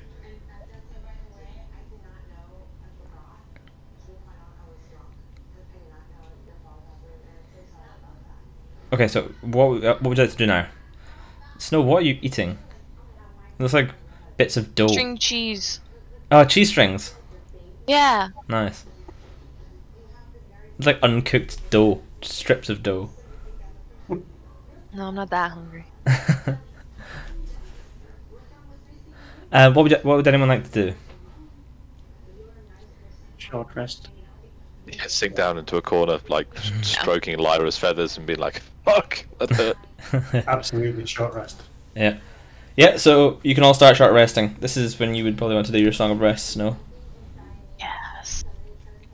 So, the night continues.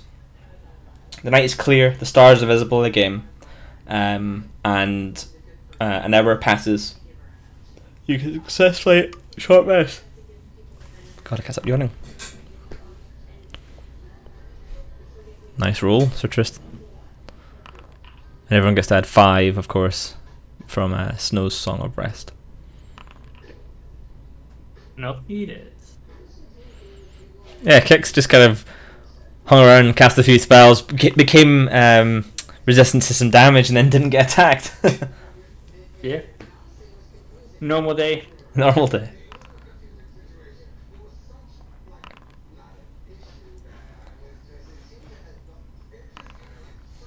That was exactly what I needed to go back up to full hit points. Sweet.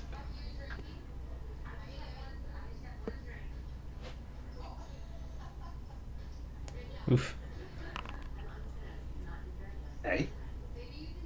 I'm trying to get it to re-add my uses of it because it hasn't. Don't you have to hit the short rest button? No, I did. That's how it let me spend the hit dice. Oh. So it spent 2 of my hit dice, but it hasn't counted me as short resting. Interesting. Short rest again, buddy. Just try that because it doesn't. It's not appeared in the tracker that I can see. Okay. So what I have to do, the menu that spends the hit dice doesn't also count it as a rest. Yeah, you No, have to. roll them and then hit the short rest button, then it'll apply it automatically. It's a bit weird. Right. So weird. I've never been a player on this one, so I don't actually know that, but cool. Good to know.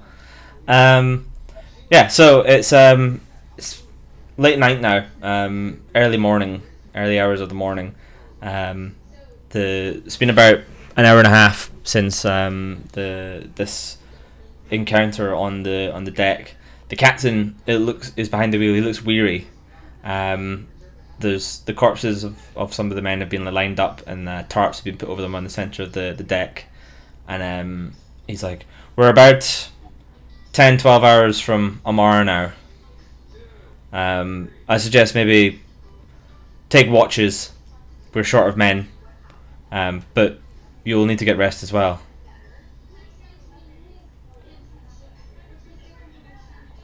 Captain, if I may,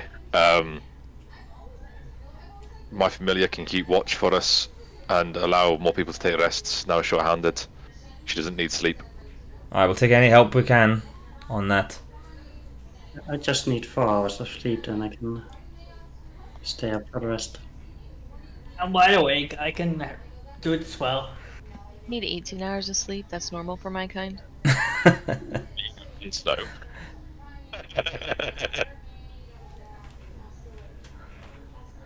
Captain's like, he looks tired, and he's like, "Yeah, okay, whatever you can do, please, anything."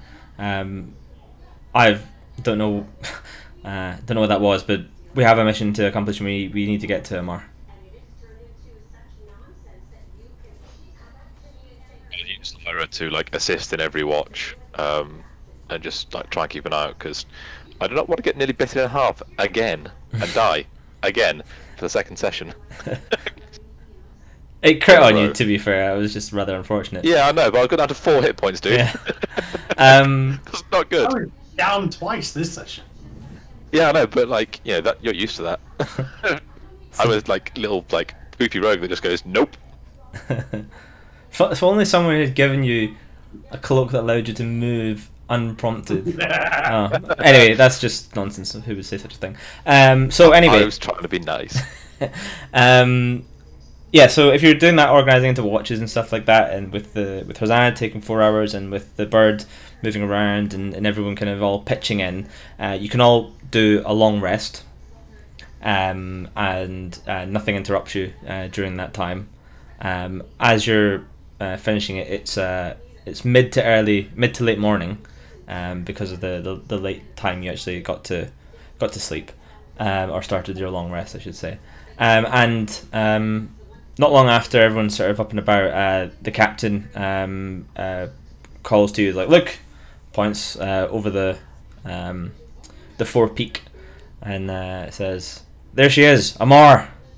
And looking forward, you see, like, over the morning haze, which is still sitting over the land, you see a great city, biggest many of you have seen. Those of you who've been to cities before are familiar with large capital cities, but even still, Amar is a large one. It's definitely on the top end of size and opulence.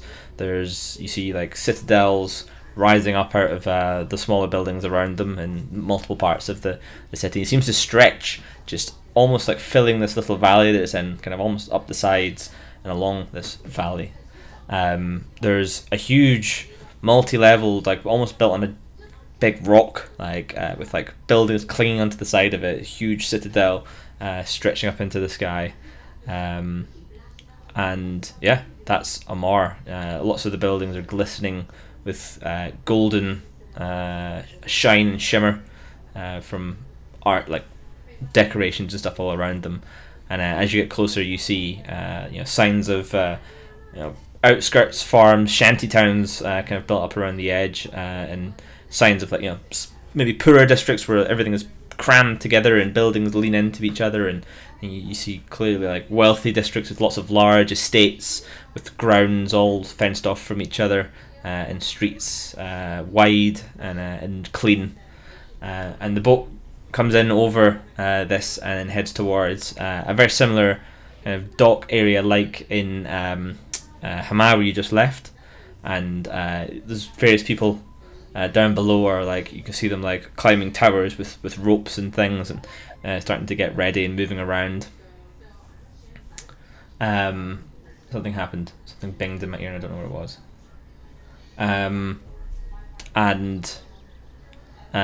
Yeah, like the captain brings in the ship.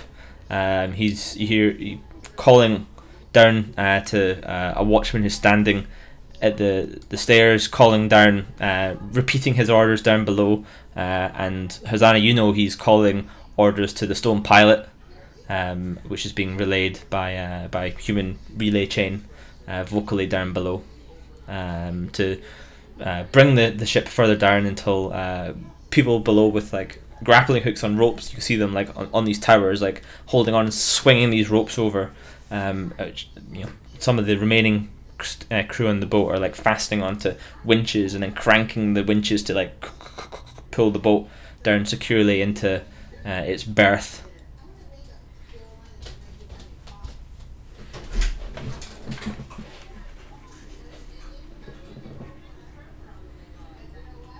Cool description, by the way. Inspiration point for the DM. Excellent. You're all dead. So yeah, once they're in there, like they start to unfurl like the long rope ladder again, which is then like secured down below and pulled taut so that it's back to being a easily climbable rope, without having to worry about like waving around and things like that. And as things get more secured down, you see some people start to climb up, and the captain is talking with them, and they put together these sort of like, almost like makeshift stretcher things, and put the bodies onto it, and then start to use the crane to like lower them down off the side. And the captain comes to you and he's like, "Thank you for your help. I fear we would have the vessel would have been lost without your intervention during that." I don't know what that was, but my thanks. Clearly your god didn't intend to help us. That's the captain speaking to you, by the way, not Jericho, I meant. Yeah, but I'm speaking to Captain. Oh, he's like, maybe so. But yeah, thank you. I've seen many fights in many pirate raids in airships in the past. I know when the writing's on the wall and the ease that those beasts and that figure, that mysterious figure in the crow's nest, it looked like, yeah, we could not have dealt with him ourselves. I thank whatever gods are listening that you or fate brought us together on this boat in this last night. And remember the mark on your hand. Exactly. And it's a he taps it. It's like she's always giving me good fortune. She was among the ones who saved you, not dear Margaret. I don't put my trust in any one god.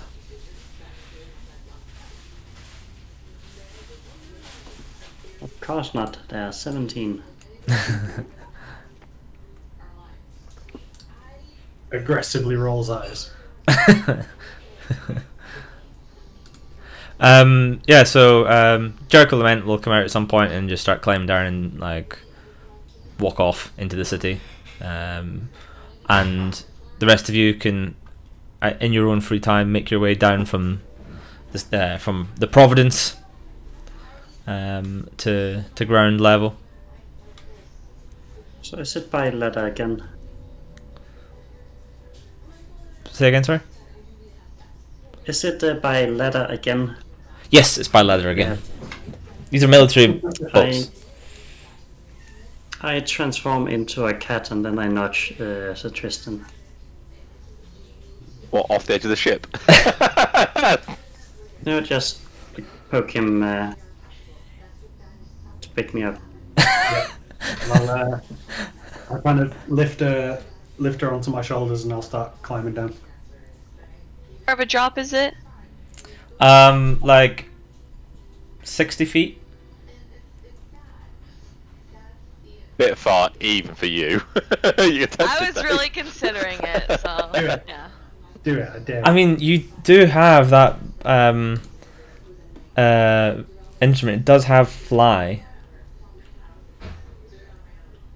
Alright, Snow takes out the instrument. She casts Bardic Inspiration on herself, and then she jumps. Okay. I'm gonna do Dexterity. Oh my fucking god. So, Snow is now falling through the air. Right. What was your next? It's karma from the thing she knocked off. What's the next stage of this plan? So you're falling through the air. So if there's plenty of time, because she's a cat, so she's trying to cushion herself, she'll do Enhance Ability. Can I do Enhance Ability and roll again for Dexterity? Oh wait, never mind. I mean, It's like, here, I'll roll it just so you guys can see the ability. So it would have said if it, like, Cat's Grace, so it wouldn't, but that's only 20 feet. So she doesn't do that, instead she'll cast Fly on herself. I mean, like, you're falling. How long would it take you to fall 60 feet? Like, yeah, that's not going to take long at all. One round. She's a cat. One round. Yeah. Yeah, I was going to say, you've probably not got time to do all of that. Oh, yeah. Alright, so I'll cast Fly on It's just myself. time to do one action, which is casting Fly on herself.